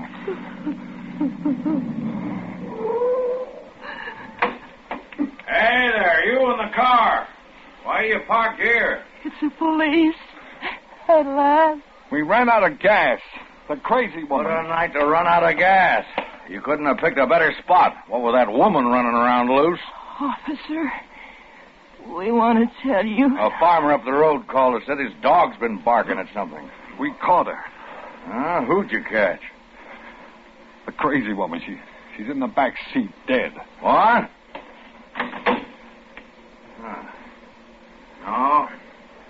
No, she's alive. Hurt bad, though. She was trying to kill us. Well, we'll get her to a hospital. You two had better come with me. We captured that crazy woman a half hour ago. I don't know who this lady is.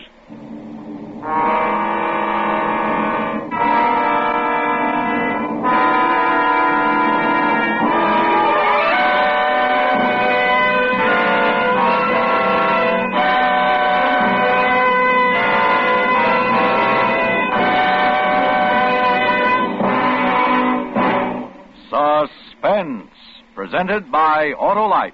Tonight's star, Mr. Cary Grant. Wilcott, did your candidate's entire ticket get into office? Yes, sir, Senator. Along with the Autolite Stay Full battery, the voters elected all of the 400 products made by Autolite for cars, trucks, planes, and boats in 28 plants coast to coast. These include complete electrical systems used as original factory equipment on many leading makes of America's finest cars. Generators, coils, distributors, voltage regulators, electric windshield wipers, wire and cable, starting motors, all engineered to fit together perfectly, work together perfectly, because they're a perfect team. So, friends, don't accept electrical parts supposed to be as good. Ask for and insist on Autolite original factory parts at your neighborhood service station, car dealer, garage, or repair shop. Remember, you're always right with Autolite.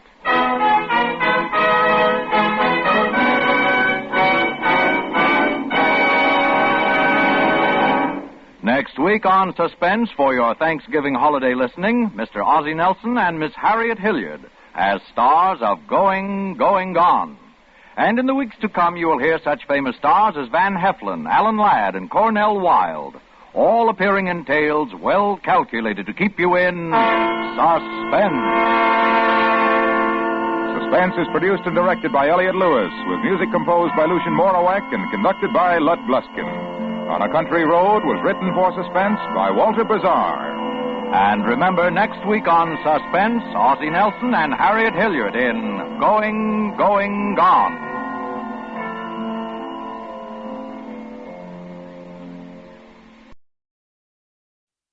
We present John Moffat as Hercule Poirot and Stephanie Cole as Ariadne Oliver in Agatha Christie's Halloween Party.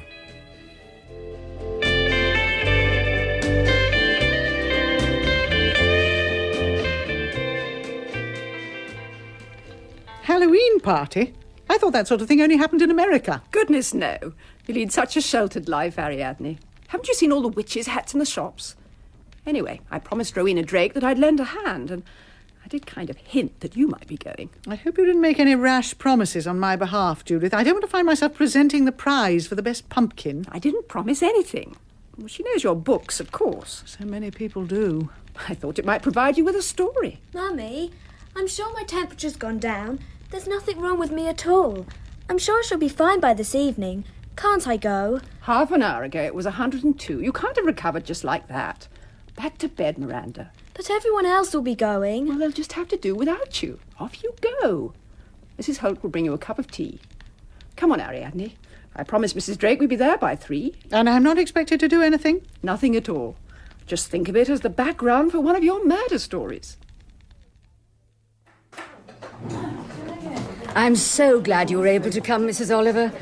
And it was so good of you to agree to judge the girls' fancy dress competition. They'll be so thrilled. Fancy dress? But I understood that I wasn't going to be asked... Where are you going to have the snapdragon, Mrs. Drake? In the dining room. I'd best get something to cover up the table, then. There's a green baize cloth in the cupboard in the kitchen. I thought we'd hang those fairy lights all the way around the landing, Mrs. Drake. Will that be all right? You're not going to hammer any nails in? Oh, no, we'll just tie them up. Is there anything I can do to help? Gracious no, Mrs. Oliver. Why don't you find Where's a chair? Where's the bobbing for apples going to be? In the library. Mrs. Minden's gone off to find a really solid bucket, one that won't fall over. This is Ariadne Oliver, Miss Whittaker. How do you do?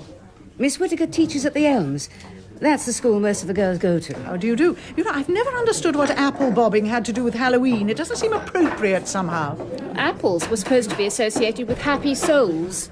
You were given an apple to keep the evil spirits away. Evil spirits? Halloween was the night when the force of evil was at its most powerful, when witches were free to consort with the devil.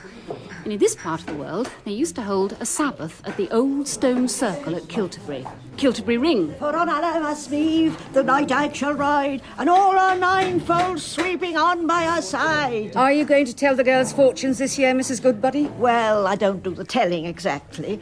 I give them a mirror, and they see the face of the man they're going to marry. Oh, that's what that ingenious contraption is that Nick is rigging up.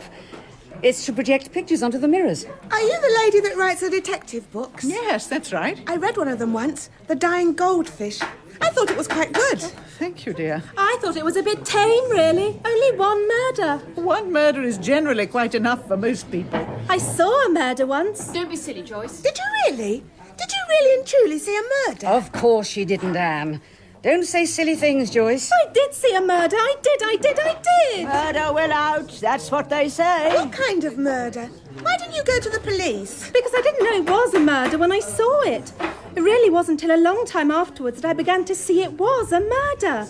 Something that somebody said only a month or two ago suddenly made me think. Of course, it was a murder. And when did you see this, my dear? Years ago. I was quite young at the time. I don't believe it. You're making it up. Of course she's making it up. She's always making things up. I'm not making it up, Leopold. I swear it. That's quite enough, Joyce. Why don't you tell us about it, then? I've brought the apples, Mrs. Drake. Where do you want them? In the library, please, Mrs. Minden. Right. Just a minute.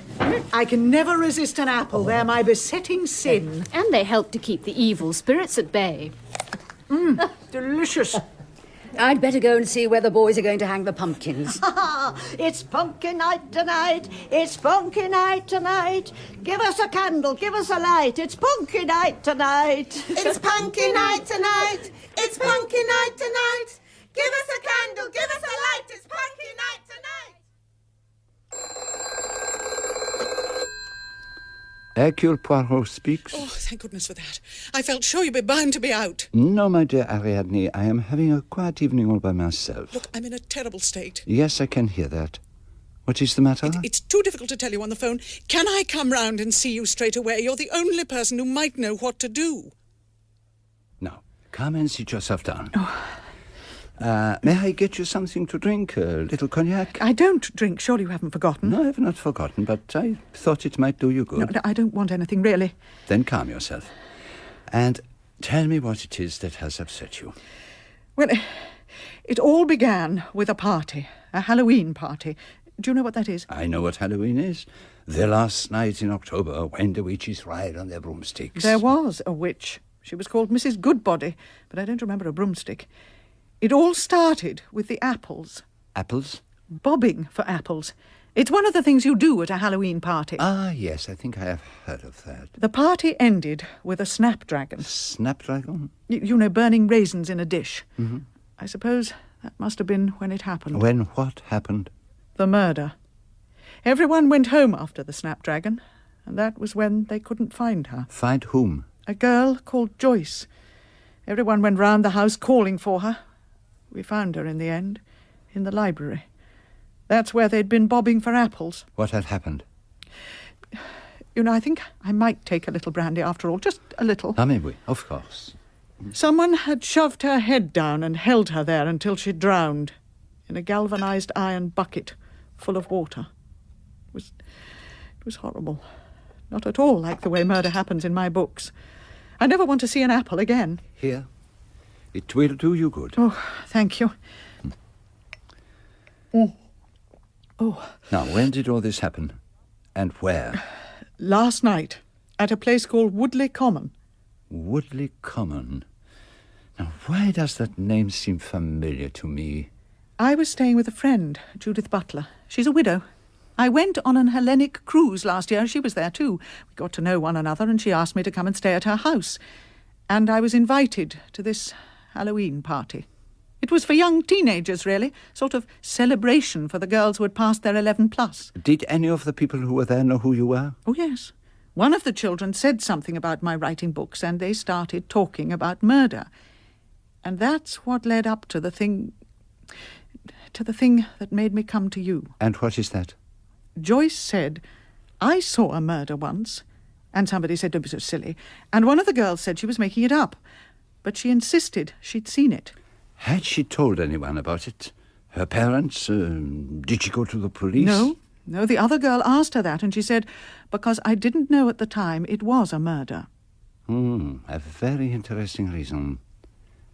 And do you yourself think that she really had seen a murder? It's the only way that her death makes sense. That there was a murder, and that she was a witness to it. But that would mean, would it not, that the murder was committed by one of the people at the party? Yes, but it wasn't at the party that she said it. It was in the afternoon when everyone was getting it ready. You don't think I'm just imagining things, do you? What other reason could there have been? A girl was murdered by someone who had strength enough to hold her head down in a bucket of water. An ugly murder, and a murder that was committed with no time to lose. Somebody thought they were threatened and struck as soon as it was humanly possible. Joyce could not have known who it was that committed the murder. I mean, she wouldn't have said what she did if she knew the murderer was in the room with her. And how many people were there? Oh, it's difficult to say. Everyone was rushing about doing things. 15, perhaps, could have been more. And where did you say this was? Woodley Common. It's not that far away, 30 or 40 miles from London. Now I remember why the name is familiar to me. And why is that? A very old friend of mine, Superintendent Spence, went to live there when he retired from the force. I think he might possibly be able to be of assistance to us. So you want me to find out exactly who were at the party? And at the preparation for it. And I want to know all about them. Anything you can tell me. I've only been down here a year, but it's not a big community. My sister's been here longer. She might be able to help. I can guess pretty well already who would have been at the party itself. A preponderance of women, on the whole. Men don't turn up much at children's parties. Well, the doctor would have been there, and the vicar, I suppose, and young Nicholas Ransom, and his friend from college, Desmond. You've absolutely ruled out any sexual motive for the killing. How old was the girl? 12 or 13. It's just that this boy Desmond was remanded for a psychiatrist's report some time ago. May have been nothing in it. Otherwise, as I say, they'd be women. Mothers, aunts, helpers.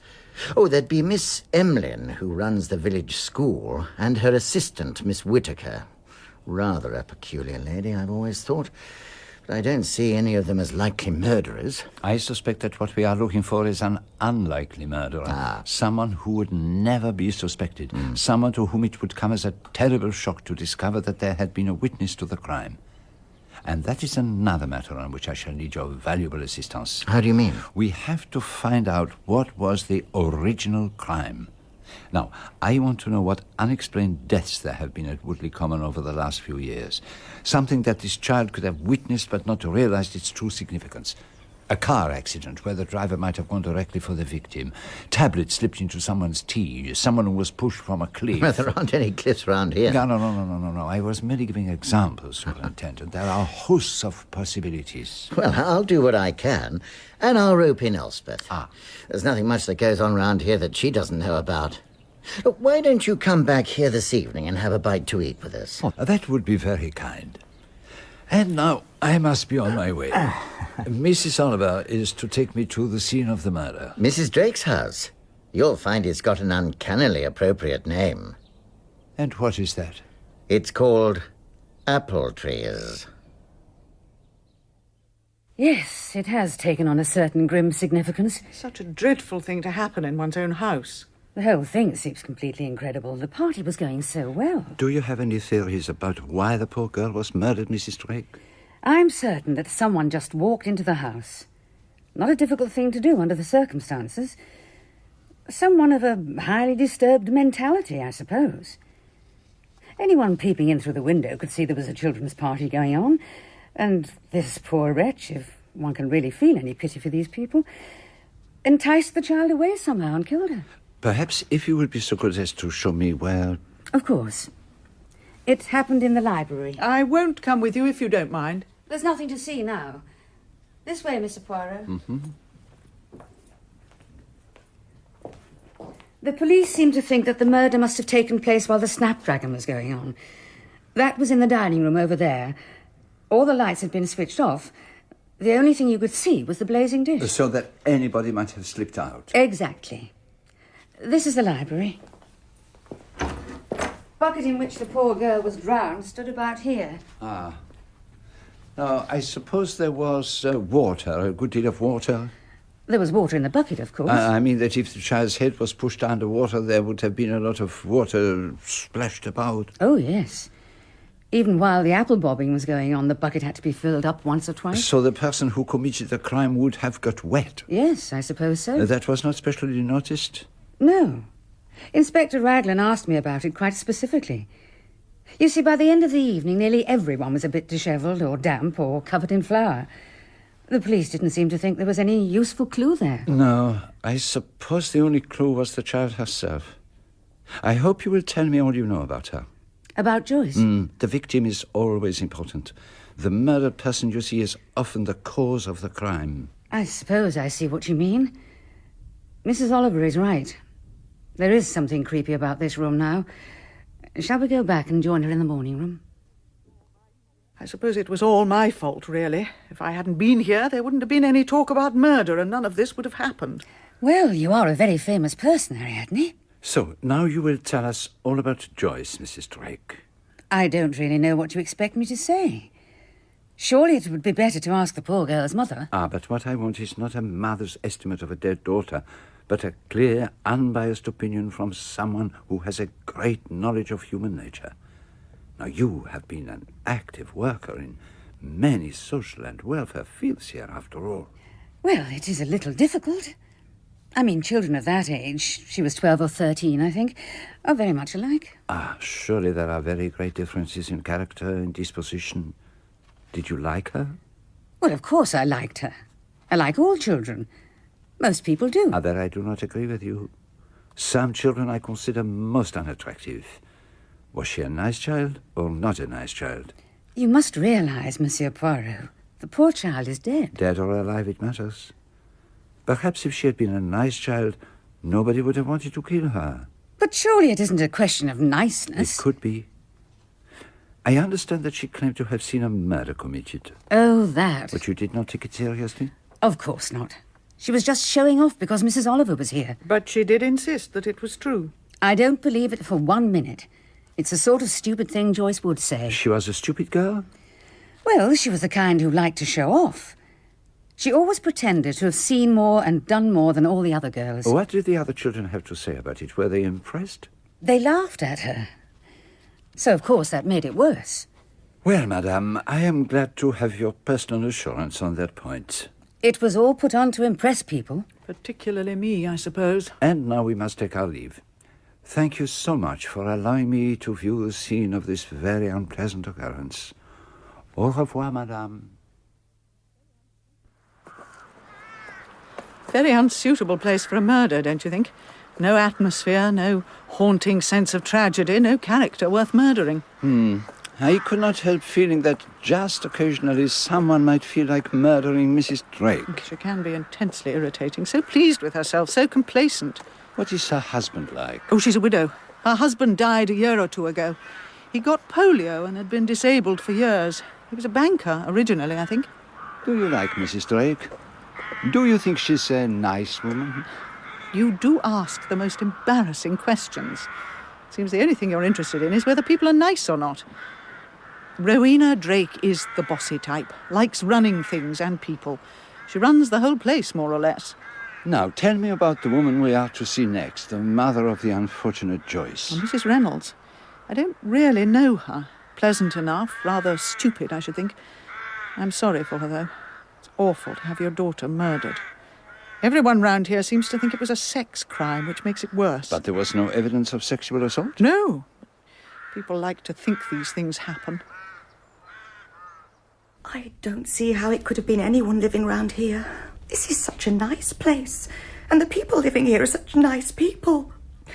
It must have been a man who came in from the outside, a drug addict probably. What makes you so sure it was a man? Oh, it must have been a man. I mean, you don't find women doing things like that. Joyce was only a child. 13 years old. No, I do not want to distress you by staying here too long, Mrs. Reynolds, or to ask you difficult questions, but I am trying to follow up a remark that your daughter made at the party. You were there yourself, I think. Well, no, I wasn't. I haven't been very well lately, and these parties can be very tiring. I drove the children there and came back to fetch them. My son Leopold was there, of course, and my elder daughter Anne. What was it Joyce said that you wanted to know about? She said that she had once seen a murder committed. Joyce? Oh, she couldn't have said a thing like that. She must have been joking. She was very positive. She kept on saying that it was true and that she'd seen it. But if anything like that had happened, she'd have told me about it, wouldn't she? One would have thought so. She did not say anything about it at some time during the past. You might have forgotten, especially if it was not really important. Not really important? I thought you said it was a murder. She said she didn't know it was a murder at the time. When would this have been? That is one of our difficulties. It might have been 3 weeks ago or 3 years. She simply said she was quite young at the time. Now, can you think of anything that she might have seen? I can't imagine what she was talking about. I mean, you do hear of things, women being attacked and things like that, but I can't think of anything that Joyce could have come across. You say her brother and sister were at the party. I wonder if we might speak to them. Anne isn't here at the moment. She's still at the school, but Leopold's upstairs in his room. Second right at the top of the stairs. Who on earth could she see murdered? It was just like Joyce, that. What do you mean? Showing off. She'd say anything to get people to notice her. So you really think she invented the whole thing? I expect she just wanted to impress you a bit. Do you think anybody believed her? Shouldn't think so. Miss Whittaker just told her not to be silly, and Anne just laughed at her. Did she often tell stories like that? She was an awful show-off. She once told the girls at school she'd been to India with our uncle. Lots of them actually believed her. Who do you think killed your sister, Leopold? I can't imagine anyone wanting to kill her. I suppose someone who was just batty. Who else would want to do it? Oh, yes, I remember about her Indian story. Wasn't it you who told me, Elspeth? She really let herself go. There was a Maharaja and a tiger shoot and elephants. Every time she told anyone about it, she would add another tiger or another elephant. She was always telling tall stories. But that does not necessarily mean that every tale that she told was a lie. Well, I'd say the likelihood was it usually would be. And so she got herself killed. That's true enough. Who could she have seen murdered? Nobody. And have there been any unusual or unaccounted for deaths? Well, I've done what you asked for, Poirot. I've jotted down a few names. Unsolved murders? Hardly as much as that. Just a few possibilities. Here.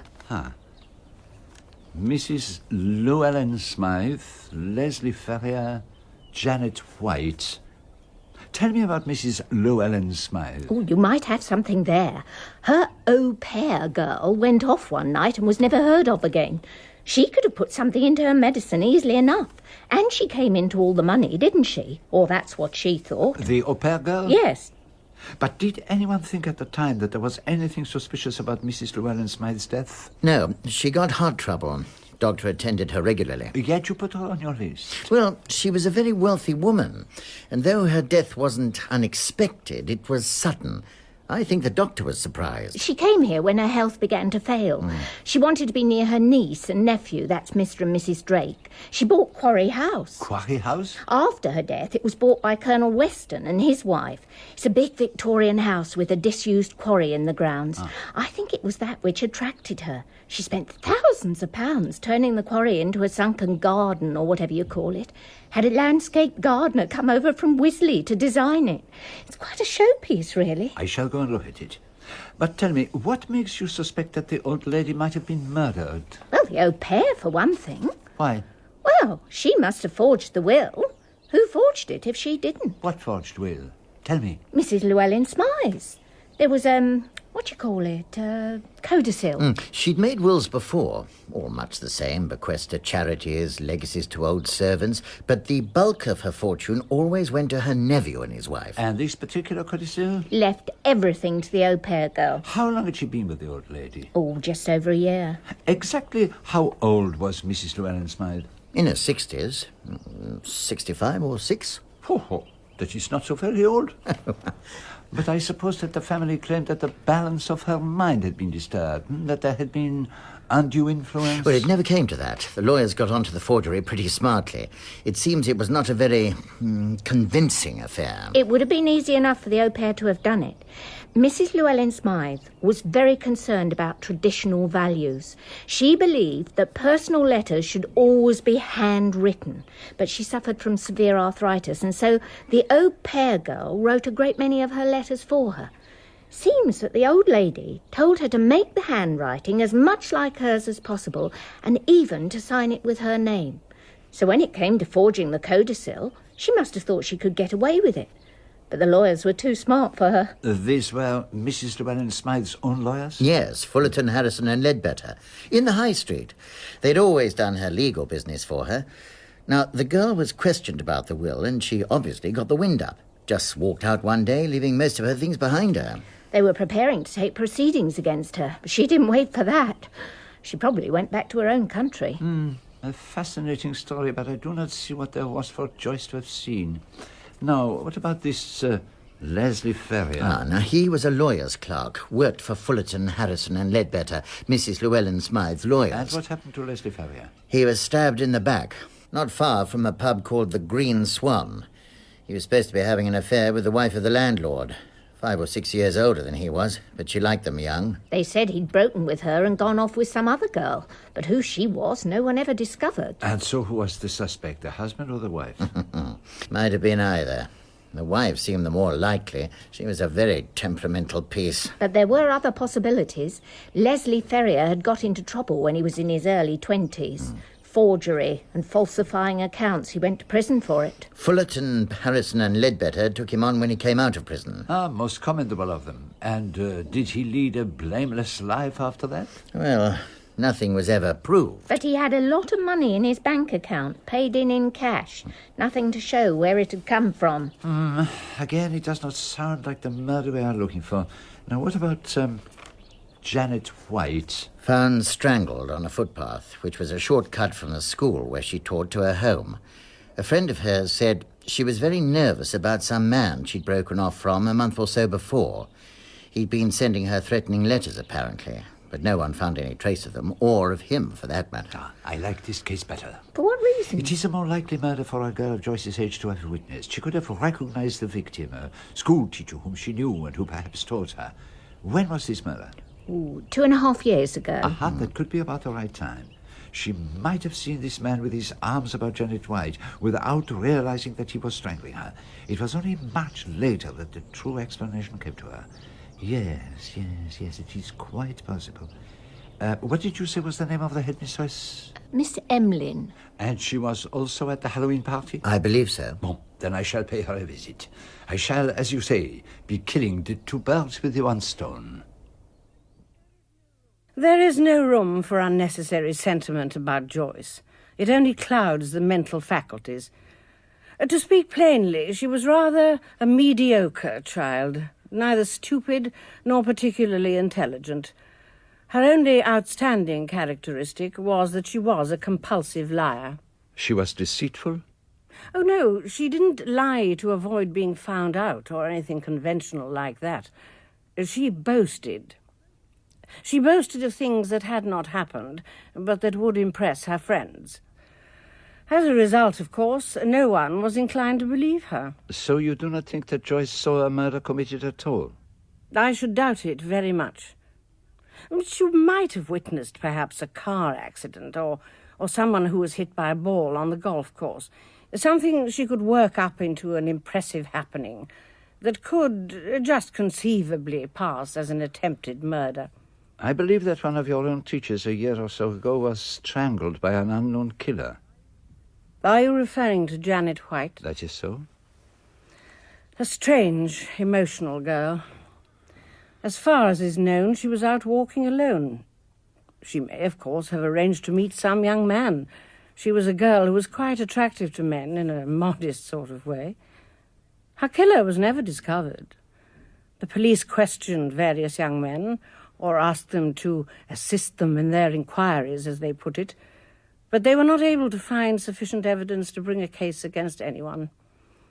An unsatisfactory business from their point of view, and, I may say, from mine. Did you know her well? Not particularly well. Not outside her work at the school. She wouldn't have confided in me, if that is what you mean. Is there anyone on your staff who would be able to help me? Well, her great friend here was Nora Ambrose, but she is no longer here. I think, perhaps, that you should talk to Miss Whittaker. She should be free in a few minutes. I presume that this is about the death of Joyce Reynolds, but I can't see exactly how you come into it. Through the police? No, not through the police, through a friend. So, what do you want to know? I don't think there is any need to tell you. I want to know about the Halloween party. You were there, I believe. Yes, I was there. It was a very good party. Well, at least it started out that way.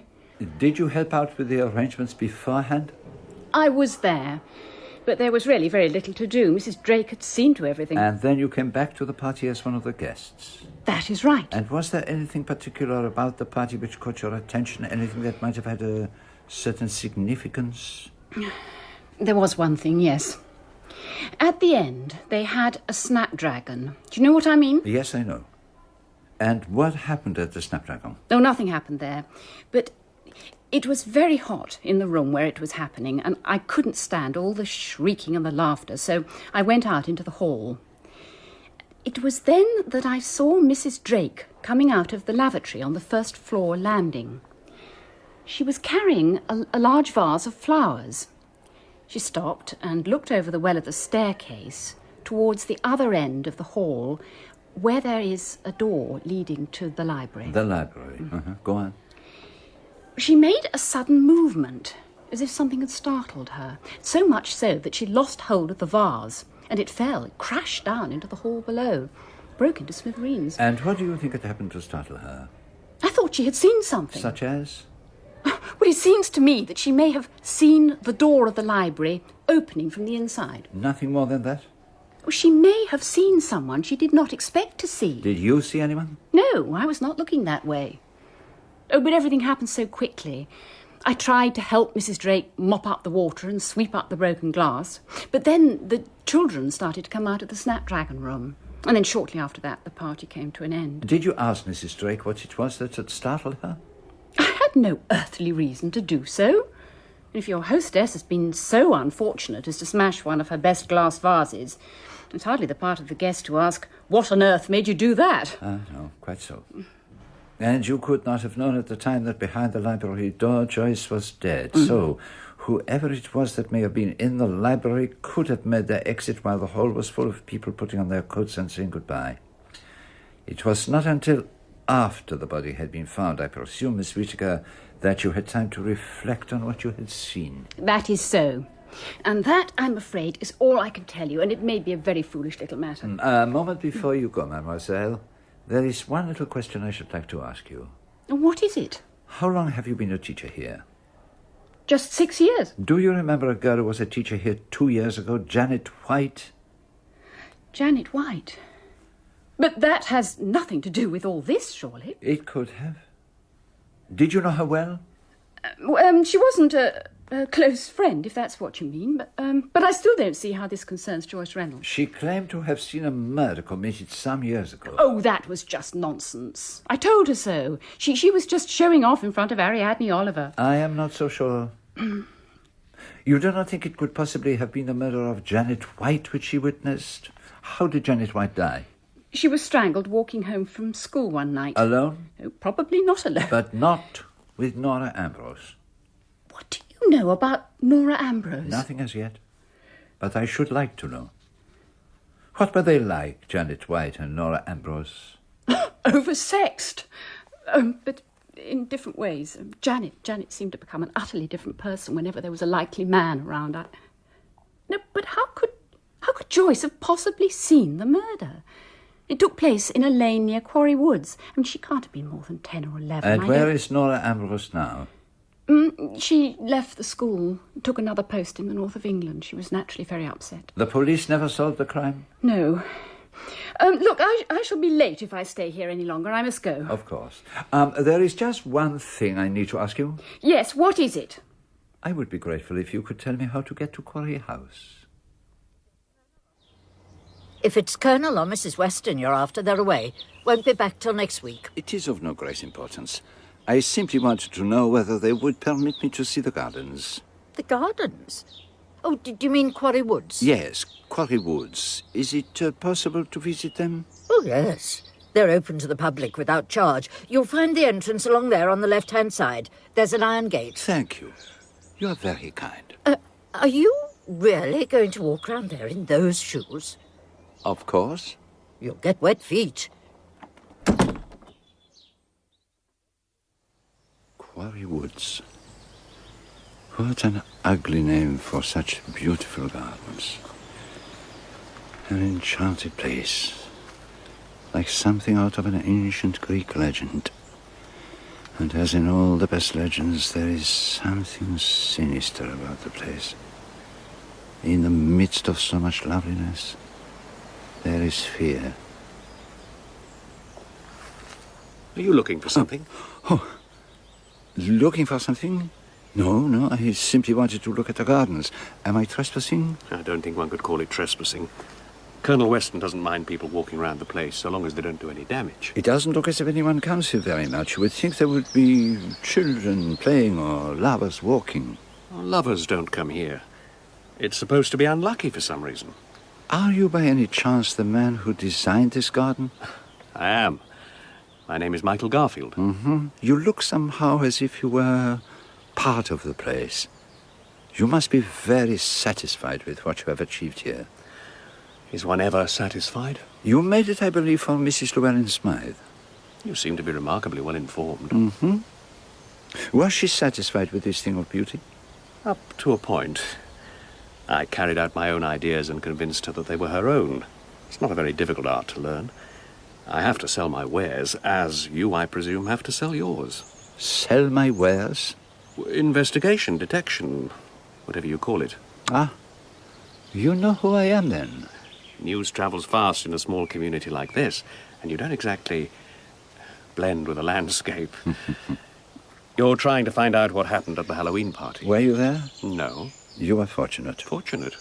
To have been one of the guests at a party where a murder is committed is not a pleasant experience. People ask you times, dates, impertinent questions. You knew the child Joyce? Oh, yes. I know most of the people living around here. What was she like? How can I put it? She was not important. She had rather an ugly voice, shrill. Really, that's all I can remember about her. I'm not particularly fond of children. Mostly they bore me. Joyce bored me. She was not interesting? I shouldn't think so. Does she have to be? It is my view that people devoid of interest are unlikely to be murdered. People are murdered for gain, for fear, or for love. One takes one's choice. But one has to have a starting point.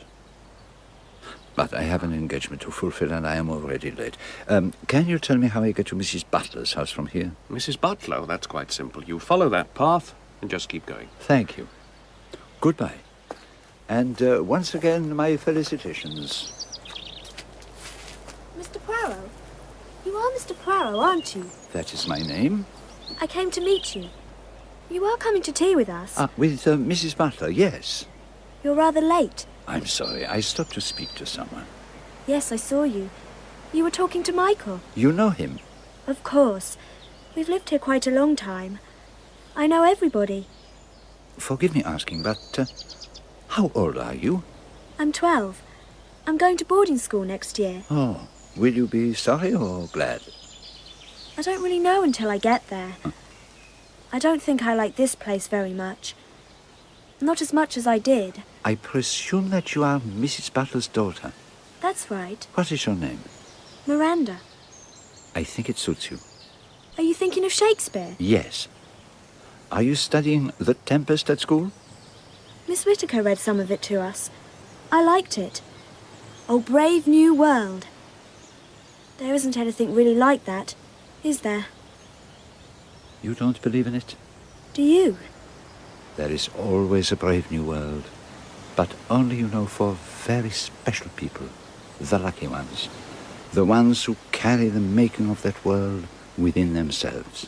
I see. We go this way. You can go through the hedge of our garden. Huh?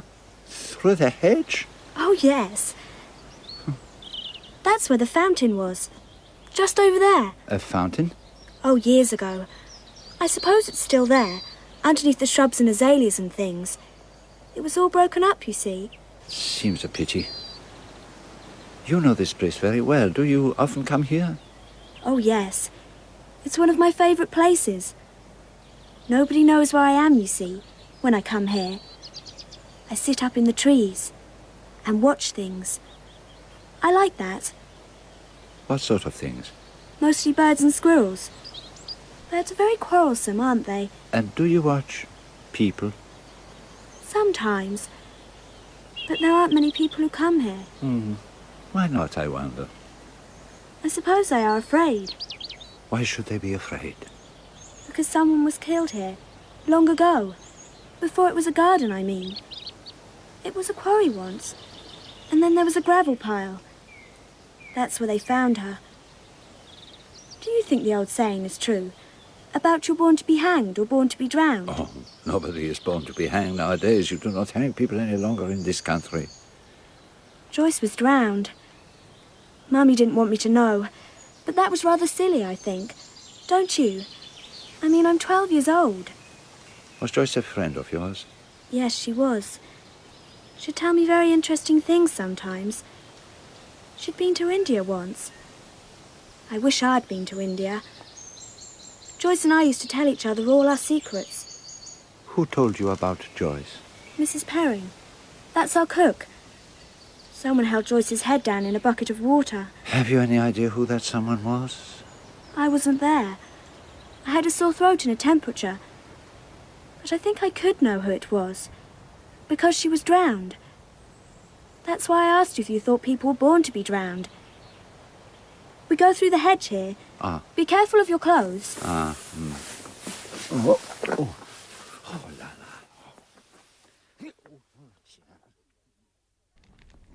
Here's Mr. Poirot. I got him all right. Miranda, you didn't bring him through the hedge, did you? You ought to have gone by the path at the side gate. This is a better way, isn't it, Mr. Poirot? And it is certainly more direct. And more painful, I imagine. I did introduce you, didn't I? To Mrs. Butler, of course. Please sit down, Monsieur Poirot. Merci. Ariadne and I met in Greece. Yes, I fell into the sea when we were coming back from one of the islands. It had got rather rough.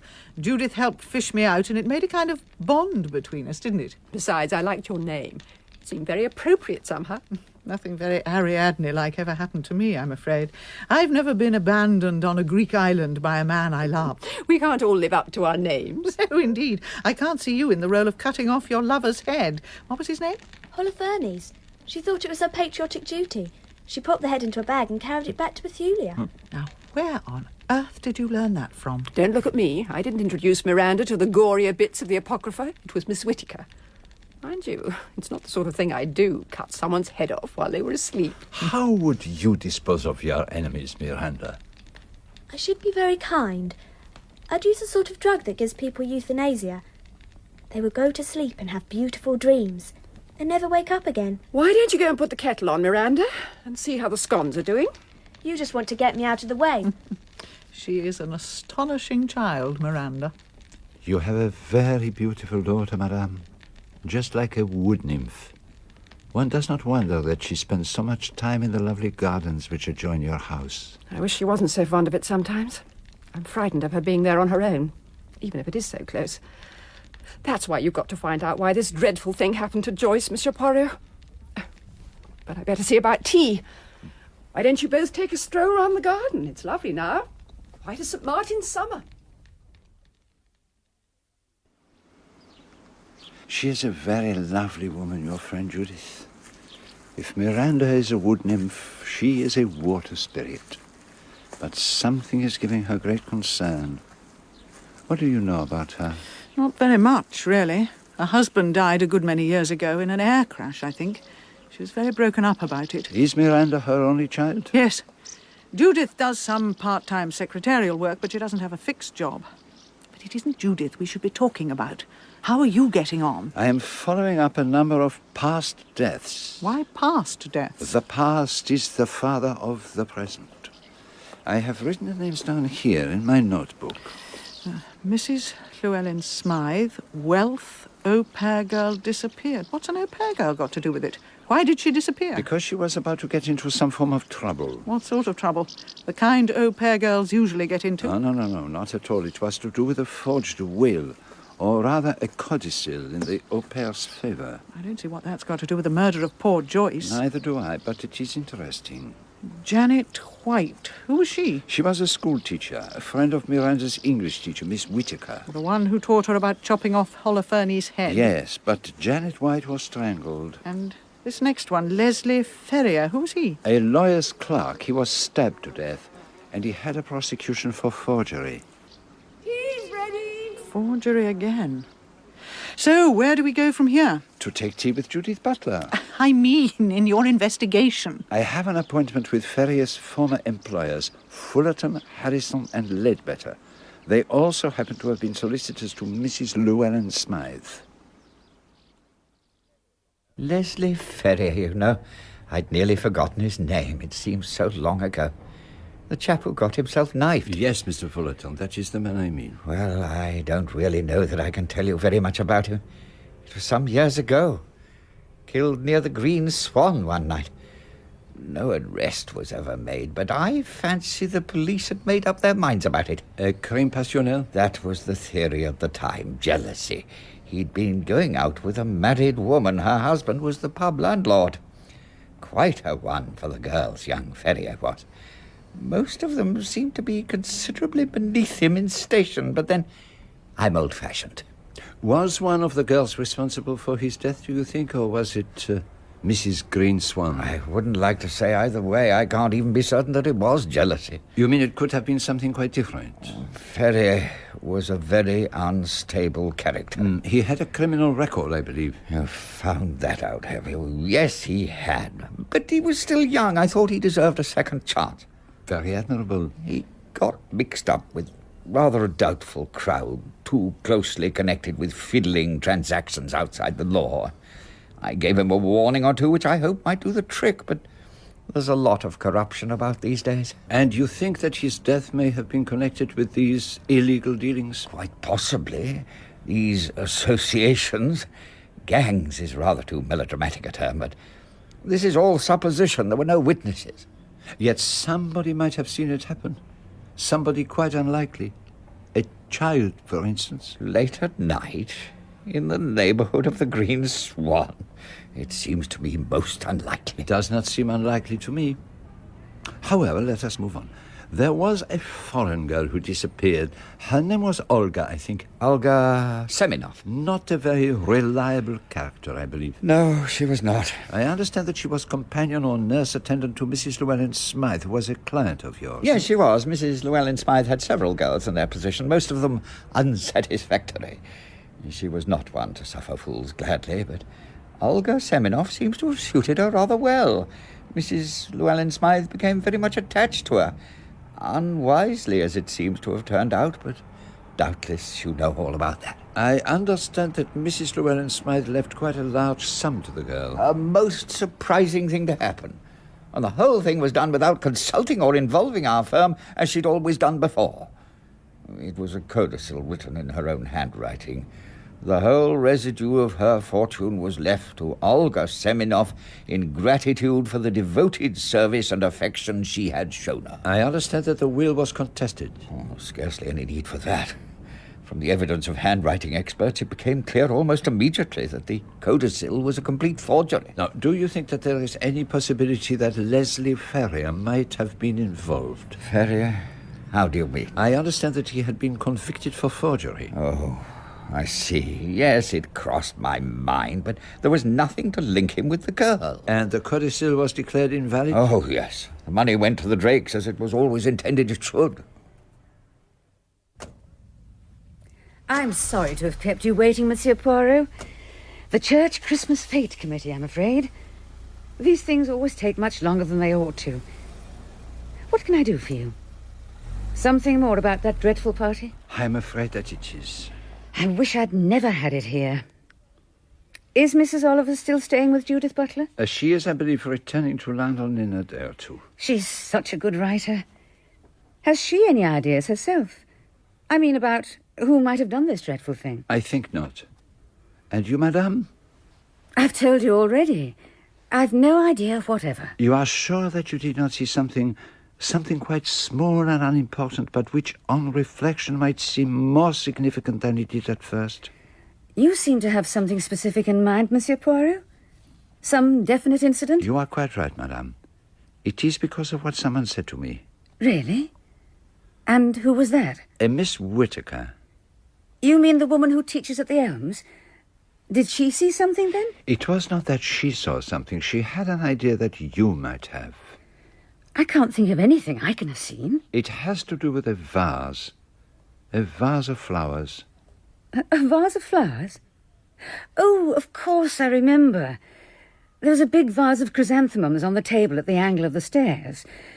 Some of the flowers seemed to be drooping, and when I looked, there was scarcely any water in it at all. So I took it into the bathroom to fill it up. But there was no one in there. No one at all. Oh, no. I did not mean the bathroom. There was an accident, I understand. The vase slipped out of your hands and fell into the hall below. Smashed to smithereens. I was rather upset because it had been a wedding present. It was very stupid of me. My fingers just slipped. Miss Whittaker was standing there in the hall below. Is that the incident she was referring to? Yes. Miss Whittaker wondered, I think, how you had come to drop the vase. She thought that something had startled you. Startled me? No, I don't think so. It just slipped out of my hands. I was pretty tired by then. The party seemed to have been going on forever. You are certain that you saw nothing unexpected? I didn't see anything. Everyone was in at the Snapdragon, except for Miss Whittaker, of course. Did you see someone perhaps opening the library door? The library door? Yes, I see what you mean. I could have seen that. No, I didn't see anyone coming out of the library. Nobody at all. I see. You don't think it's possible that Miss Whittaker might have seen someone go into the library? That had not occurred to me. It's just a thought.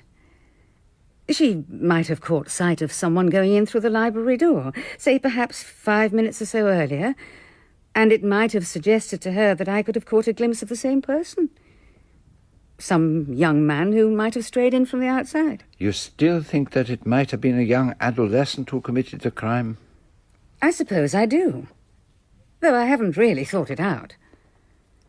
It's too terrible to think about. Who would kill a child like that? Someone, perhaps, who wanted to be safe? You mean because Joyce said she'd seen someone commit a murder? Yes. Joyce was really a very silly little girl. Not, I'm afraid, always very truthful. So everyone has told me. Forgive me for reviving this painful business, madame, but it seemed from what Miss Whittaker told me... Have you asked her if she knows anything? What do you mean, madame? I mean that if anyone knows about children round here, she does. She did not volunteer any information when I spoke to her. Perhaps people do not always tell you everything they know. It is possible. Have you spoken to Nick and Desmond? They were both at the party. Now, that would be Nicholas Ransom and Desmond Holland. Charming boys. Always so eager to help out. They're studying at Medchester Technical College. They're board with Mrs. Brand, just past the church on the left. I don't see what else we can tell you. We've been over it all pretty thoroughly with the police. They seemed determined to find some way of pinning the murder on one of us. It didn't get them very far. But I am not the police. I want to find out about something that happened at the preparations for the party. You both were helping Mrs. Drake, I understand. Yes, we were. So far, I have interviewed cleaning women and helpers. I have heard the views of the police and the doctor. I have talked to the headmistress and to a schoolmistress who was present. Miss Whittaker? Yes, Miss Whittaker. Why do you ask? Nothing, really. Sorry to interrupt. But now I want to hear the views of a younger generation. You have sharp eyesight and acute hearing. Your minds are not clouded by prejudice. You know I've got a police record. I know that, yes, but it is of no importance. The police seem to think it is. It does not interest me. What were you doing to help Mrs. Drake? Well, the lighting, mostly. Getting up ladders, hanging up fairy lights and pumpkins. And you did some photography, I understand. Yes, we did that beforehand, so that we could project the pictures for the girls to see in their mirrors. And who did you use for these photographs? Just ourselves, with a lot of makeup, wigs and beards and moustaches and all that. We kept them a bit out of focus so they'd look more like spirit pictures. And the girls did not recognize you? Of course they didn't. They squealed and shrieked and thought they were really seeing the men they were going to marry. Now, can you tell me who else was there when you were getting ready for the party? Well, there was Mrs. Drake, of course, and Mrs. Butler. And Miss Whittaker. And a lot of girls who giggled like mad but did nothing. Can you remember which girls? Well, Anne Walters and poor Joyce. And her horrible brother, Leopold. He's a sneak. He eavesdrops and tells tales. A really nasty little customer. I understand that you heard Joyce Reynolds saying something about having seen a murder committed. I never heard that. Did you really? Didn't you know? That's what they're saying. I don't think we were around at the time. Where was she when she was supposed to have said it? In the drawing room, I believe. We were probably out on the stairs fixing the fairy lights. Now, as far as you can remember, did anything occur while you were in the house that struck you as sinister or significant in some way? Something which probably nobody else would have noticed? No, nothing. Just a lot of people rushing about and getting in one another's way. Do either of you have any theories? How do you mean? About who might have murdered Joyce? Yes. I mean something that you might have noticed that could lead you to a suspicion on perhaps purely psychological grounds. At the party? At any time. Well, there is Miss Whittaker. Why Miss Whittaker? It's difficult to say exactly. She always looks as if she's trying to bottle up her feelings, and she behaved very strangely when that teacher was killed. How do you mean Janet White? Yeah, they used to be very close, if you know what I mean. I thought that Nora Ambrose was her real friend. Oh, no. They just shared the house. But Miss Whittaker was always hanging around her, and then they had a row. Something to do with the boyfriend of Janet White's. Apparently, Miss Whittaker got jealous and made a dreadful scene. Oh, come on. That doesn't make her a killer. No, but it was pretty peculiar. She's really weird. She goes in for all that ritual magic stuff, ley lines and stone circles and all that. That is very interesting. Now tell me, I have heard there was a witch at the party. Mrs. Goodbody. She was telling fortunes, and she did dress up as a witch. But she's perfectly harmless, really. I can't imagine her killing anybody. Oh, yes, I was there, right enough. It wouldn't have been Halloween without me. Oh. Do move Pyewacket off your lap if you don't like cats. She'll be all over you. No. It is quite all right. I always does the witches round here. I lent Mrs. Drake my ball for the party. Your ball? My witch ball. Bought it at a jumble sale. It's hanging up there by the chimney. Now, I understand you told fortunes at the party. Nothing to it in a place like this, where you always know who's going with who. Not much call for tall, dark strangers. Can you look in your witch ball and tell me who killed Joyce Reynolds? You've got it all mixed up. It's a crystal ball you look in to see things, not a witch ball. If I told you who I thought it was did it, you wouldn't like it. Say it was against nature, you would.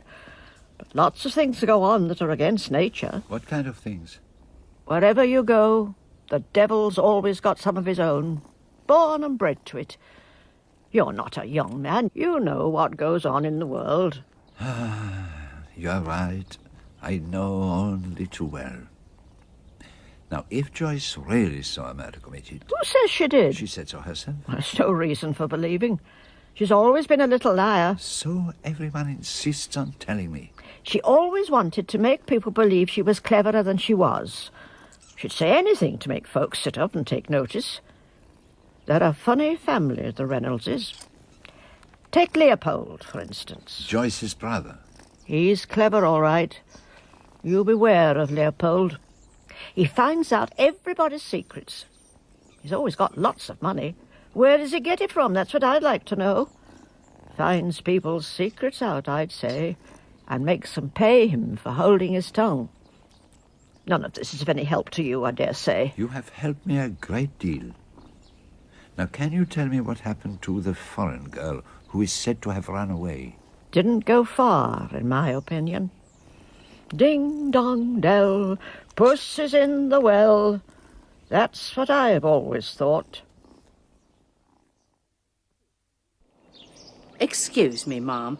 I wonder if I might speak to you for a moment. Are you sure I'm the person you want? Mrs. Butler is out, I'm afraid. I was just looking out for a friend of mine. Oh, no, Ma'am. It's you I want. I saw you at the party. You're the lady who writes the stories about crimes and murders. Yes, I'm the one. I need your advice, you see. It's about Mrs. Llewellyn Smythe's will and the foreign girl who's supposed to have done the forgery. I see. I think you'd better come in, Mrs... Lehman. Mrs. Lehman. Come on in, then. We can talk in the drawing room. I used to do the cleaning for Mrs. Llewellyn Smythe ever since my poor husband died. Yes? Well, one day she calls me in, along with young Jim, who does the odd jobs about the house. And she's got papers in front of her on the desk. The foreign girl's there as well, but Mrs. Llewellyn Smythe sends her out of the room. Then she tells us to come up close and she says, "This is my will, this is." She got a bit of blotting paper over the top part of it. "I'm writing something here on this piece of paper," she says, "and I want you two to be witnesses to it." And she signs her name and gets us to sign too and give our addresses. And then? That was all. She sent us away then. But as we were going out, I happened to turn my head and saw her putting the piece of paper into one of the books in the bookcase. And that made me curious, you see. So what did you do? Well, one day, when she'd been driven down into Medchester, I thought I'd take a look at what I'd signed. I felt I had a right to know. So you took the paper out and read it? That's right, Ma'am. And what did it say? Well, I can't remember every word of it, but what it all boiled down to was she was giving her entire fortune to that girl, Olga, whatever her name was. And I thought, wow, leaving all that money away from her own family. Then I thought she might have had a tiff with them, and that as like as not, she'd tear it all up some day. And then, when all the fuss came up about the will and the talk about the girl having forged it... What did you do? That's just it. I didn't do anything. Not at the time. I didn't rightly see what it mattered. But now you feel differently. It's that nasty death. The child that was pushed into the bucket of apples, saying that she'd known something about a murder. It made you think. I wondered whether Olga might have murdered Mrs. Llewellyn Smythe because she knew about the money that was coming to her. And I thought I ought to tell somebody who'd know what to do about it. You look exhausted. Have you had a bad morning?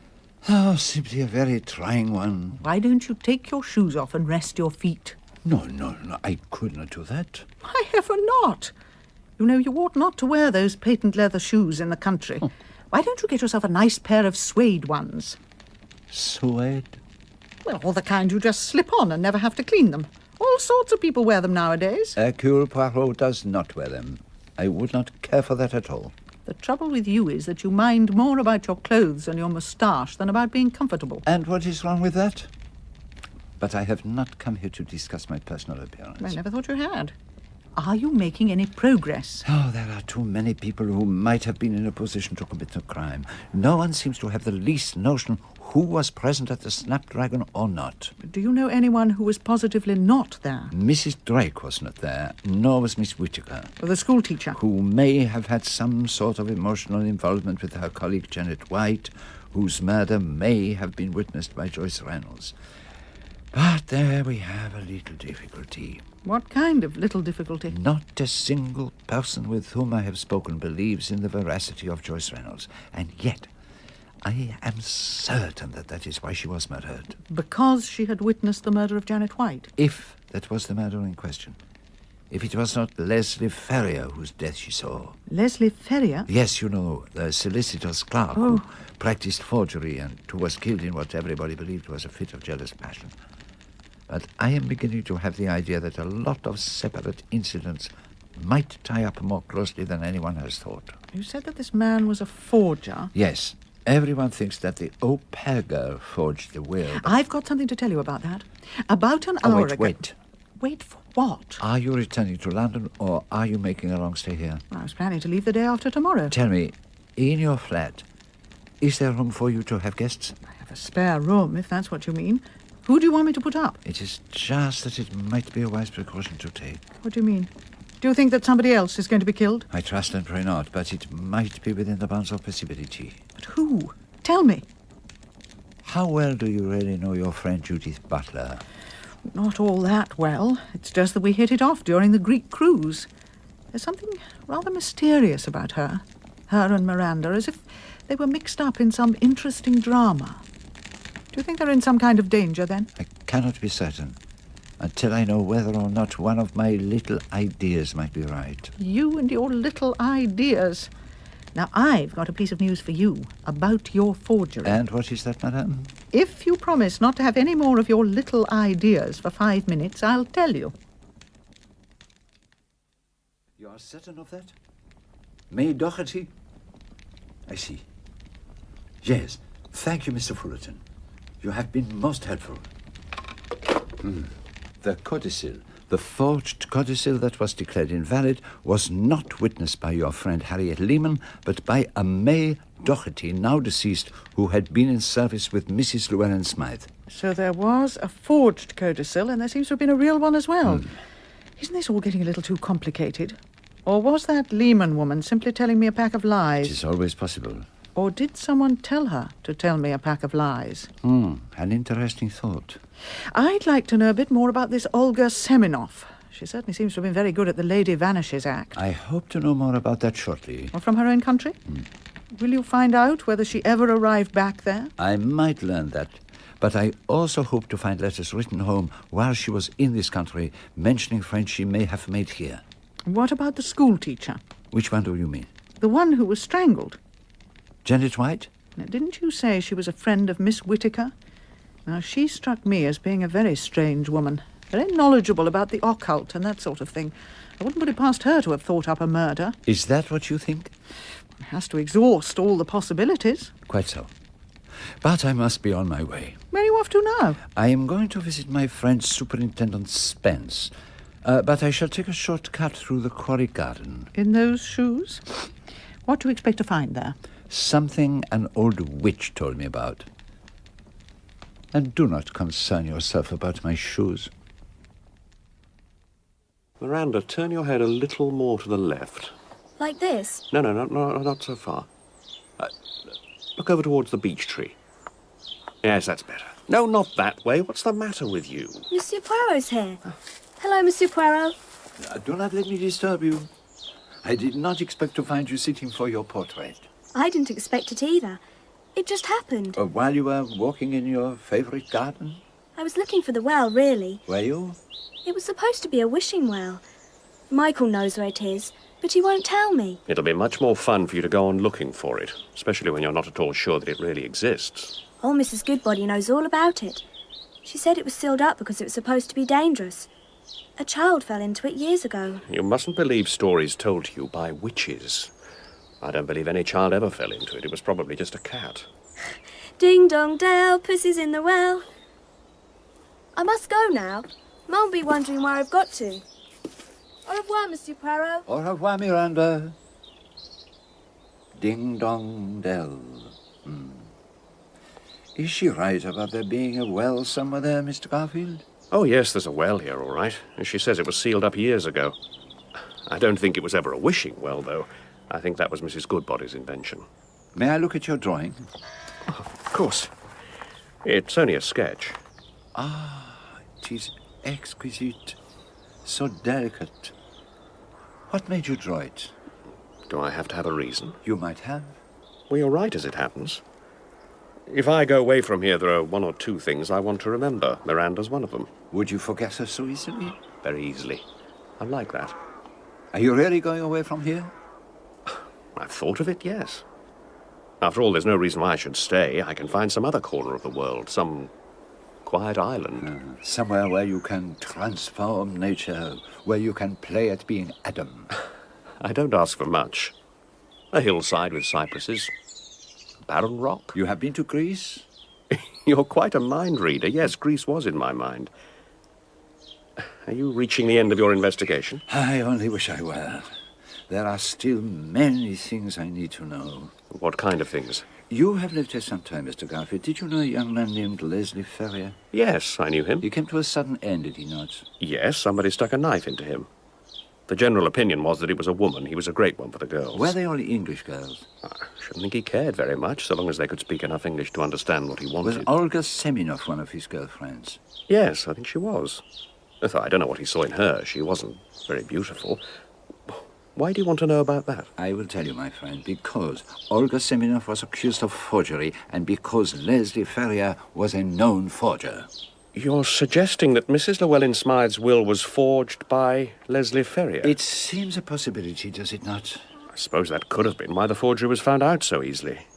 He can't have been very good at it in the first place if he was sent to prison for it. But why are you telling me all this?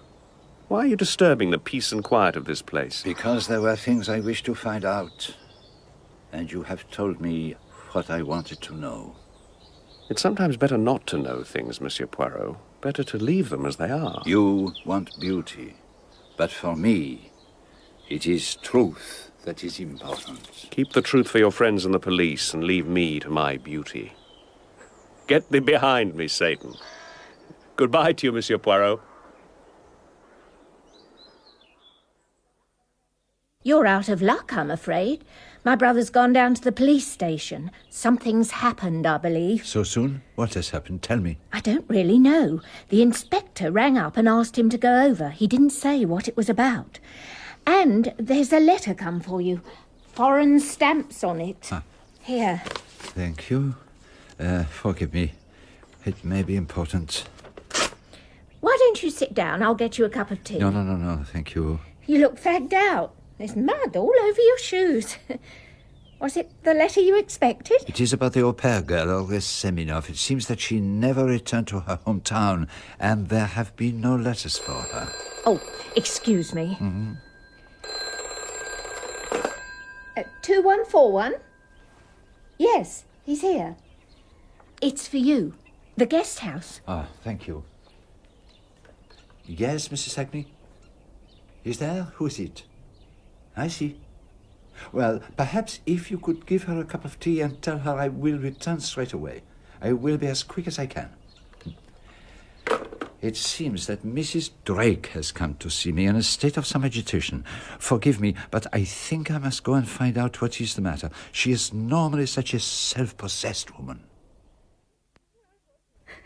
You've heard what's happened? I have heard nothing, madame. What is it? What is the matter? He's dead. Murdered. He? Who is dead, madame? I have a terrible fear that it is all my fault. I thought I was acting for the best, and now he's dead. And he was only a child. Now, calm yourself, madame, and tell me, who is the child that is dead? Leopold, Joyce Reynolds' brother. Huh? How did it happen? They found him by the side of the brook. He must have been on his way home from school. Somebody had drowned him. Held his head down in the water. The way his sister was killed. Yes. And I thought I was doing the right thing. What thing, madame? In not telling you what I saw from the staircase when I dropped the vase. And what did you see, Mrs. Drake? I saw the door of the library open. He was starting to come out. And then he pulled the door to quickly and went back in. This was Leopold? And you see, I thought that was why I couldn't tell anyone. You thought what? That Leopold had killed his sister? Not then, of course. I didn't know she was dead, but afterwards. He had such a strange look on his face. I see now that he must have gone in there and found her dead. And yet you said nothing? Even after Joyce's death was discovered? Don't you see, I couldn't. I thought he's so young, he can't have known what he was doing. I thought the best thing I could do was to say nothing. If only I'd spoken out, he might still be alive. Only today I was told that Leopold had somehow got hold of a large sum of money. Somebody must have been paying him to keep silent. But who could it have been? I shall find out. It cannot be long now. We've got to leave for London at once. I've just had a call from Monsieur Poirot. What do you mean, we? What's going on? You, me and Miranda. Miranda especially. Monsieur Poirot says we've got to get her away from here immediately. But why on earth should we do that? She's in serious danger, particularly since what happened yesterday. Yesterday? You mean Leopold's murder? But what am I to tell her? You needn't tell her anything. Just say we're going up to London to stay at my flat. We'll take her to a theatre or to the ballet or something of that kind. Do you seriously believe that she's in danger? Poirot has thought so for some time, but now he's certain of it. Have you heard what's going on in Quarry Woods? No. What's happening? The police have been digging around there since early this morning. They're looking for something. Has this got anything to do with it, Ariadne? I shouldn't be at all surprised. Miranda, we're going to London. Going to London? When? As soon as possible, practically at once. Ariadne will run us up there in her car. We can stay in her flat. Perhaps we might go to the ballet. Would you like that? I'd love it. Then we'll pack a few things and go straight away. Aren't we going to have lunch first? For such an ethereal creature, Miranda, you're remarkably preoccupied with food. We can have lunch on the way. We can stop at the Black Dog. It's just outside Medchester. I must ring up one of my friends before we go, just to explain what's happening. All right, but be quick about it. I know your phone calls. Where did you say we'd be having lunch? The Black Dog. May I take your order, ladies? Could you come back in a minute or two? We're waiting for my daughter. Of course, madam.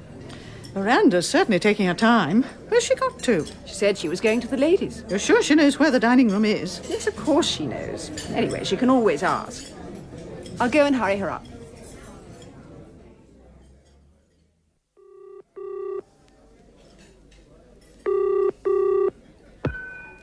Bravo. We've lost Miranda. What do you mean, lost her? We stopped at the Black Dog for lunch. She went to the loo. She hasn't come back. We can't find her anywhere. Somebody should have stayed with her. Neither of you ought to have let her out of your sight. I told you there was danger. Judith is frantic. She thinks we ought to ring the police. Of course you should.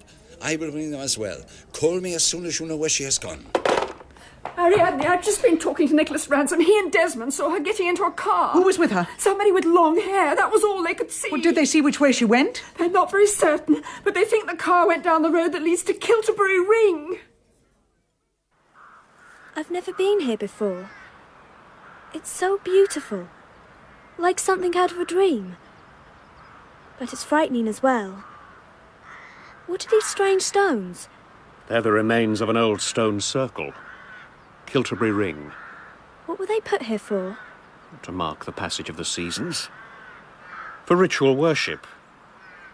And for ritual sacrifice. The sacrifice? Is that why you have brought me here? You understand about sacrifice, don't you, Miranda? I think so. It is a kind of punishment. Not just a punishment. A way of cleansing guilt and of making a gift to the gods. You die that others should live. You die that beauty should come into being. Is it because I told Joyce about the murder? Is that why I have to die? If she hadn't repeated what you told her, she'd still be alive. Is it my fault that she died? Then I suppose I deserve to die as well. You will die where men have sacrificed to their gods for thousands of years, Miranda. You will feel no pain. Hold the golden cup while I pour into it the wine of sacrifice. Now, drink deeply and become one with the past and the future. Through your sacrifice, a new beauty will be born. It smells of peaches. It's such a beautiful colour. Raise the cup to your lips and drink. Don't touch it, you silly little idiot! It's got nothing to do with you. Miranda! Go away! I must drink it. You'll do no such thing. Give it to me, Miranda. The police are out looking for you, Garfield. They found the girl's body in the well in Quarry Wood, and they found your knife. Come away from him, Miranda. The man's a dangerous lunatic. Give yourself up, Garfield. They've already arrested your partner in crime. Then it is I that must be the sacrifice. My child shall live and dwell among the gods. Michael! Don't! Accept my sacrifice! Don't let him drink it! Don't let him drink! What exactly did you tell Joyce, Miranda? That I'd seen a murder. And did you tell anyone else? No, but I think Leopold might have overheard what we were saying. He was always listening at doors. He liked to know other people's secrets. But Joyce did not see the murder herself. Oh, no. She was just repeating what I'd told her. So, what was the murder that you saw? I didn't know at first that it was a murder. I thought there'd been an accident. Where was this? In the quarry garden. I was up in the branches of a tree. I was looking for squirrels. I was trying to keep very quiet and very still. And what did you see, Miranda? A man and a woman carrying this girl up the path.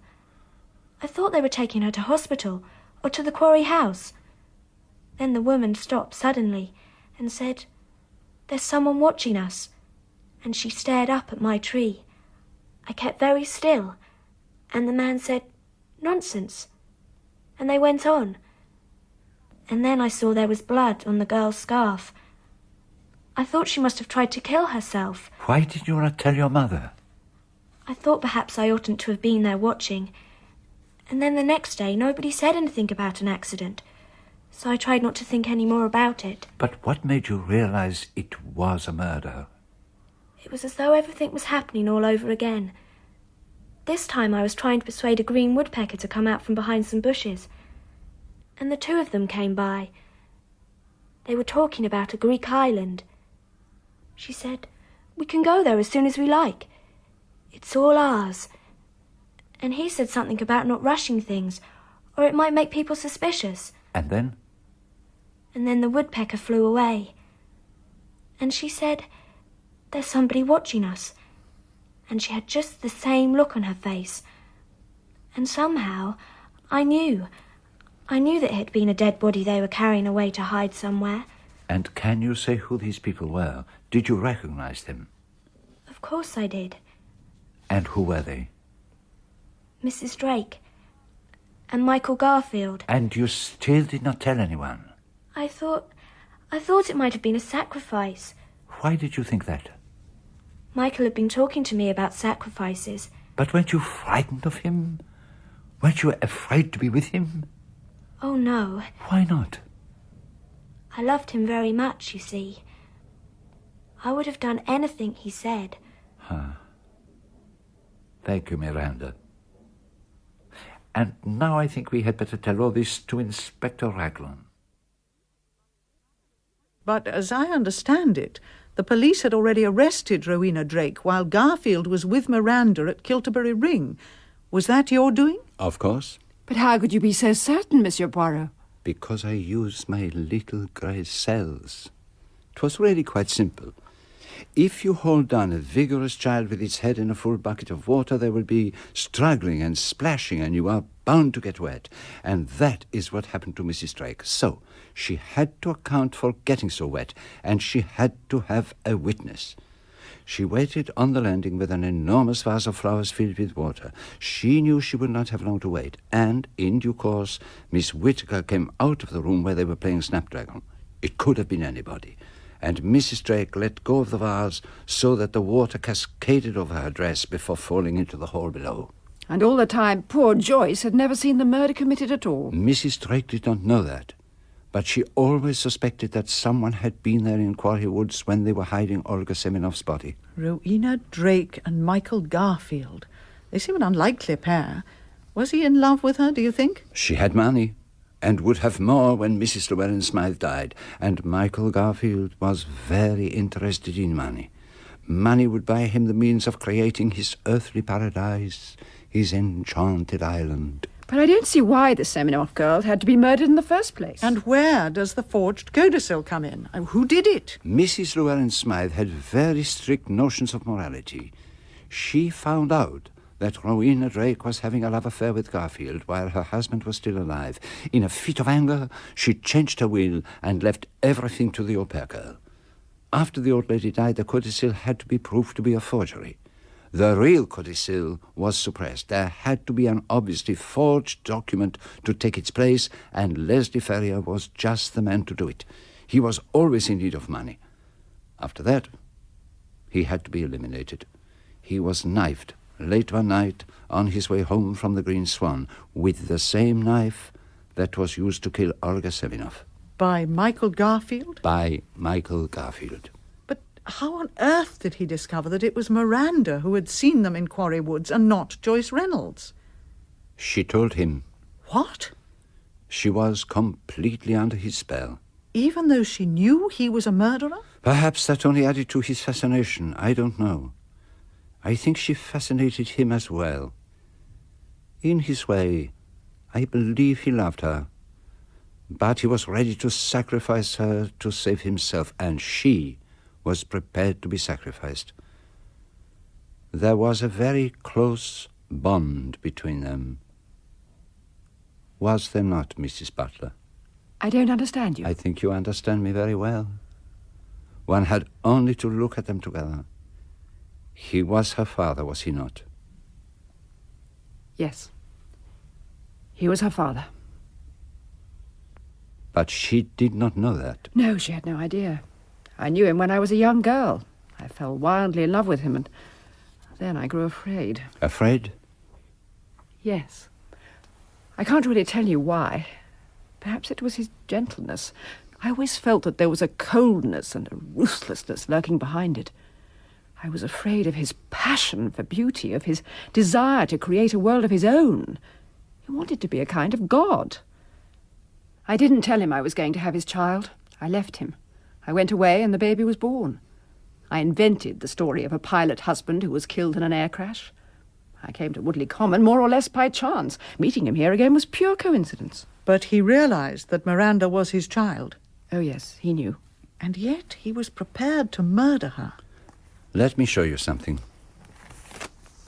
This is a drawing he made of her by the stream in Quarry Woods. He told me he did it because he did not wish to forget her. See what he wrote on it. Iphigenia. The daughter of Agamemnon. And Agamemnon sacrificed his daughter so that the gods would give him a wind to take his ships to Troy. Michael Garfield would have sacrificed his daughter so that he could create his Garden of Eden. I must confess you've lost me over all this Garden of Eden business. Rowena Drake was hopelessly infatuated with Michael Garfield, but there was a high price to pay for his love. Nothing more nor less than a Greek island purchased with her inheritance from Mrs. Llewellyn Smythe. Once he realized that it could really be his, nothing, not even Miranda, was allowed to come between him and his ambition. Did he suddenly realize the full horror of what he was doing, do you think? Was that why he seized the cup from Miranda and drank the poison himself? It was a fitting death. As he said, a sacrifice was needed. And on that sombre note, I shall take my leave of you both. Goodbye, Mrs. Butler, and remember me to your daughter. She ought to remember you always, for what she owes you. I think not. Some things are better forgotten. Au revoir, Ariadne. You belong in a different myth. A myth in a maze. It has been a most interesting case. Thank you for drawing me into this particular maze. That's right. Blame it all on me as usual.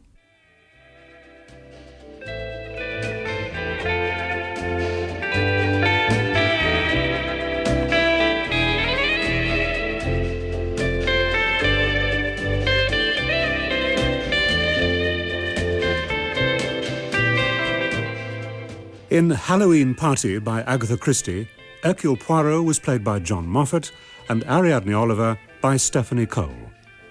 Judith Butler, Alexandra Bastido, Miranda Butler, Sian Jenkins, Rowena Drake, June Barry, Michael Garfield, Gareth Armstrong. Spence, James Taylor, Elspeth, Oriel Smith, Miss Whittaker, Amanda Murray, Miss Emlyn, Petra Davis. Mrs. Lehman, Paula Jacobs, Mrs. Goodbody, Lala Lloyd, Mrs. Minden, Catherine Parr, Fullerton, Colin Pinney.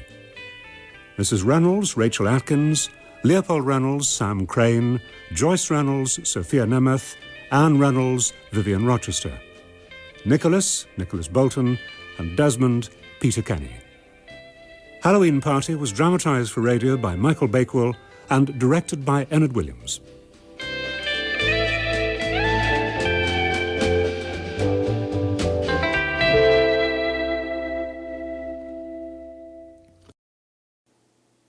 Thanks for joining us this evening. We know you have many other options for spending your Sunday night, and we're very pleased, very flattered that you choose to join us here Sunday night with Old Time Radio. We broadcast from 8 to 11 every Sunday evening. That's Central Time. And we hope that you'll always feel comfortable visiting. Until next time, sleep tight.